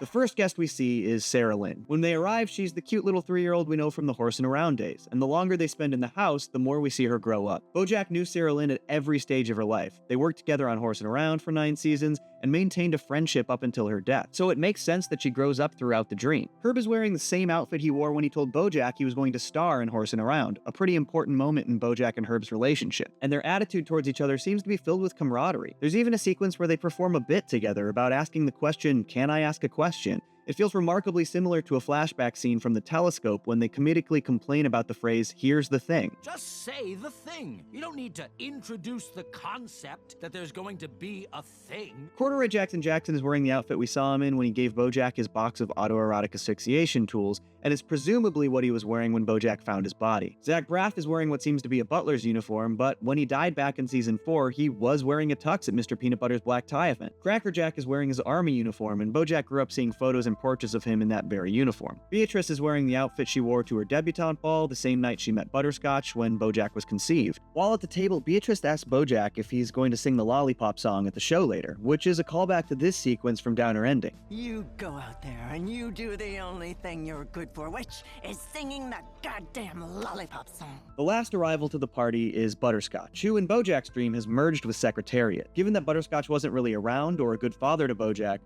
basically made Secretariat his role model and father figure. Each character is also eating something that in some way relates to their death or is possibly their last meal. BoJack is served pills, Corduroy the lemon he would bite down on when autoerotic asphyxiating himself, Herb ate peanuts which he was allergic to and ultimately caused his death. Beatrice has an unappetizing cafeteria-style spread you might find in a nursing home, Cracker Jack a can of rations he would have eaten in the war, Sarah Lynn is eating a fast food burger and fries. Some people speculate this was the last thing she ate on her bender with BoJack. Secretariat is eating 2 eggs and a whiskey coffee, which I think may have actually been Butterscotch's last meal. The only time we saw Butterscotch eat breakfast, he was served an omelet, and we know he liked Jack, so this lines up pretty well. The dinner starts out with the guests playing a game called Best Part, Worst Part, and this really begins to get to the core of the existential questions this episode asks. The characters talk about the best and worst part of their lives, which evolves into a conversation about what makes life meaningful. It raises important philosophical questions like, is sacrifice inherently good? Is bringing joy to others through art and media important? Is authenticity? If you get joy out of the things you do, are they actually selfish? These questions are all intelligently explored through the characters who properly represent them, all while BoJack explores if his life was ultimately good or meaningful. The joy he brought to others through his work, the help he gave people after rehabilitation, the friendships and bonds he formed, the fun and excitement he experienced, his own suffering and sacrifice. Do these things outweigh the pain and toxicity he otherwise brought into the world? And are any one of those things the key to a meaningful existence? This brings us back to the themes of Siddhartha, which very much grapples with these big picture meaning of life questions. Ultimately, the book determines that there isn't one specific aspect of life that makes it meaningful. Rather, it's a combination of all life has to offer that helps you attain understanding. This also ties into the larger themes of the final 8 episodes of BoJack. We see Diane grapple with these same ideas in Good Damage and repeat them again in Nice While It Lasted. We even see it in action in Xerox of Xerox. Todd and Princess Carolyn struggle with their complicated relationships with BoJack, but ultimately their reflection on that relationship leads them to a greater understanding of what they want in life. PC seems genuinely happy to be with those who are most important to her, Ruthie and Judah. Todd's reflections help him decide that moving into his own place with Maud is the best way to move forward in his life. Their past experiences help determine their trajectory. I think the most interesting thing about this dinner conversation is that we know the entire episode takes place in BoJack's mind. The questions that all of these characters pose also reflect different aspects of BoJack himself. It simultaneously explores all of the characters who have passed on and BoJack. When Secretariat shows up, the conversation turns to suicide, and Herb admits he considered killing himself after he was fired from Horse and Around. Ultimately, Herb continued to find simple reasons to stay on Earth. Secretariat criticizes him for lack of follow-through and relishes in his own decision to end life on his own terms. To me, this is a reflection of BoJack's feelings on the subject. There are 3 events in the series that could be perceived as suicide attempts from BoJack. Back in season 3, he let go of the wheel of his car on the highway and also drove that same car into his pool. And then in season 6, he goes swimming while overly inebriated, leading to this very episode. In the highway incident, incident, he gives himself leeway to change his mind, and ultimately, he does. He doesn't choose a method that would end his life instantaneously. In both pool incidents, he gives himself further outs. He drives his car into the pool during a huge party, and it would be expected for somebody to pull him out of the pool. When he goes drunk swimming, he calls Diane, effectively begging her to tell him not to go swimming. In every perceived suicide attempt, BoJack seeks a way out. He isn't fully committed. Herb's story seems to be BoJack acknowledging this about himself, while Secretariat's seems to be him questioning if he's weak for not following through. Dinner finishes with BoJack finally giving his best part of his life, being young, hanging with Herb, and trying to figure out life. BoJack's best part was the time after his toxic childhood and before future toxic decision-making plagued his life, before he started to make the kinds of mistakes that he couldn't take back. The event of the evening is, of course, the big show, where all of our dinner guests perform in honor of BoJack Horseman. This sequence is so jam-packed with callbacks and brilliant imagery, and it all starts out with Sarah Lynn's reprise of Don't Stop Dancing. The original version was, of course, played in Season 5's 11th episode, Showstopper. For the performance, Sarah Lynn is wearing a variation of the outfit she wore at Herb's funeral, this one sporting white flourishes, making it a little bit more angelic. This makes a lot of sense, as in a way, this entire episode is sort of a funeral for BoJack. The lyrics read, "Life is a never-ending show, old sport, except the minor detail that it ends. The overture's a lifetime, the show is short, here with all your family and friends. You run the race, you blurt your lines, they put your face on shirts and shrines and giant signs 1,000 feet tall, and don't stop dancing till the curtain call." This effectively describes the life of a celebrity like BoJack or Sarah Lynn, how they do their job and are put on a pedestal. And when you're thrust into the public eye as entertainment, you're pressured to keep performing until you're dead. The second verse transitions into a remix/mashup with Sarah Lynn's song Prickly Muffin and speaks to legacy. Shows are a never-ending life, of course, a silhouette that stays when you are gone. What use is the struggle and the strife, old horse? End it, and your legacy lives on. The idea that your art will outlive you is really interesting, especially in regards to your legacy. Sarah Lynn had toxic traits and behavior, and she died tragically young. But because of her death, her legacy shines a bright, positive light on her. BoJack has lived such a long life since his early success and completely tainted his legacy. He's grappling with the idea that if he hadn't gone on living, his legacy would have had a positive impact, and he wouldn't have caused as much pain and suffering. The chatter stops, the crowd departs, a needle drops, the music starts. A song you taught me when I was small. A song you taught me when I was small is directly referencing two things in BoJack Horseman. The obvious one is this harsh lesson BoJack gave Sarah Lynn when she was young. You don't stop dancing, and you don't stop smiling, and you give those people what they want. But interestingly, this exact same idea was hammered into BoJack by his own mother when he was young. You've got an audience out there, and they want to hear you sing. These are essentially the same lesson. You perform until nobody wants to see you perform anymore. And this lesson was incredibly detrimental to both BoJack and Sarah Lynn's development as people. Sarah Lynn ends her performance, falling into the door on stage and disappearing into the abyss. Next to the stage is Corduroy Jackson doing an aerial dance on a ribbon reflective of the way he died. It's short, but it's haunting,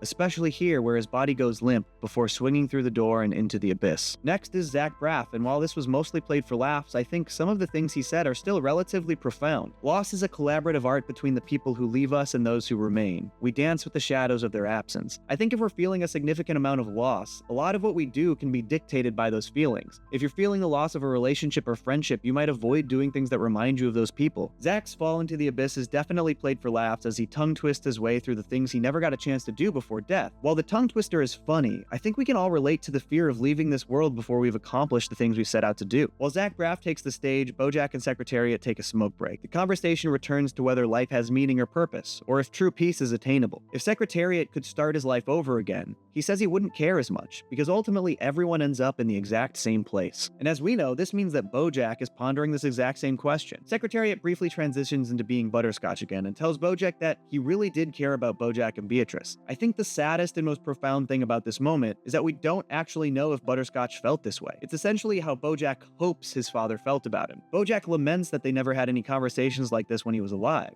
But, as we know, they never had any conversations like this at all. Next, we get to the titular View from Halfway Down, Secretariat's poem about jumping off the George Rogers Clark Memorial Bridge in Louisville. This poem obviously describes Secretariat's mindset as he jumped off that bridge, and how his perspective changed on the way down. The first verse describes Secretariat's mindset as he prepares to jump. The second describes that shift in his perspective as he sees the water approaching. It's all okay, it would be, were you not now halfway down. The third verse describes the last-minute flailing and thrashing in hopes that he'll survive the fall. The final verse is all about that immense regret he feels now that it's almost over, and how he wishes he'd known the view from halfway down before he jumped, before Secretariat 2 falls into the abyss. This line of thinking is reaffirmed by many people who have survived suicide attempts like this one, as many say that on their way down, they feel regret and hope to survive the fall. One of my favorite details about this sequence is how the door to the abyss actually chases a Secretariat. After the first verse, it's on the far side of the stage, and each subsequent verse it moves closer and closer, much like the water approaching Secretariat as he fell. Secretariat's method of death wasn't instantaneous, but he also couldn't take it back, so we see his impending death approach him, even as he regrets his decision. This performance is also reflective of BoJack's journey through his near-death experience. He's just realized what exactly he's experiencing, recognizing that he might not be waking up. He's metaphorically halfway down and subsequently starts to verbalize that same regret the Secretariat laid out in his poem. The final performance of the evening is Crackerjack and Beatrice. Beatrice does a ribbon dance while Crackerjack plays I Will Always Think of You on the trumpet, a song that he used to sing with their mother, Honey. During the climax of the performance, Beatrice says, "Now the hard part," before leaping into the air. After she performs the leap and before going through the door herself, she says, "And now the easy part." I think this is meant to represent that life itself is the hard part,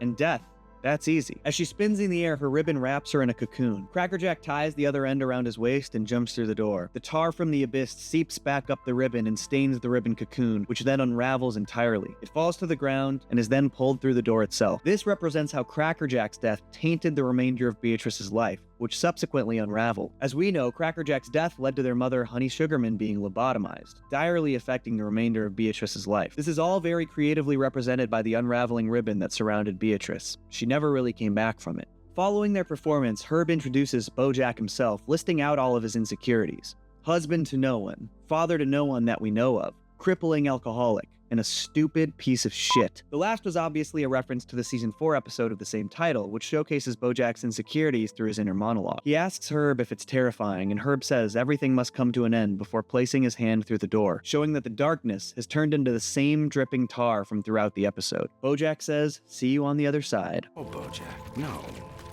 There is no other side. This is it.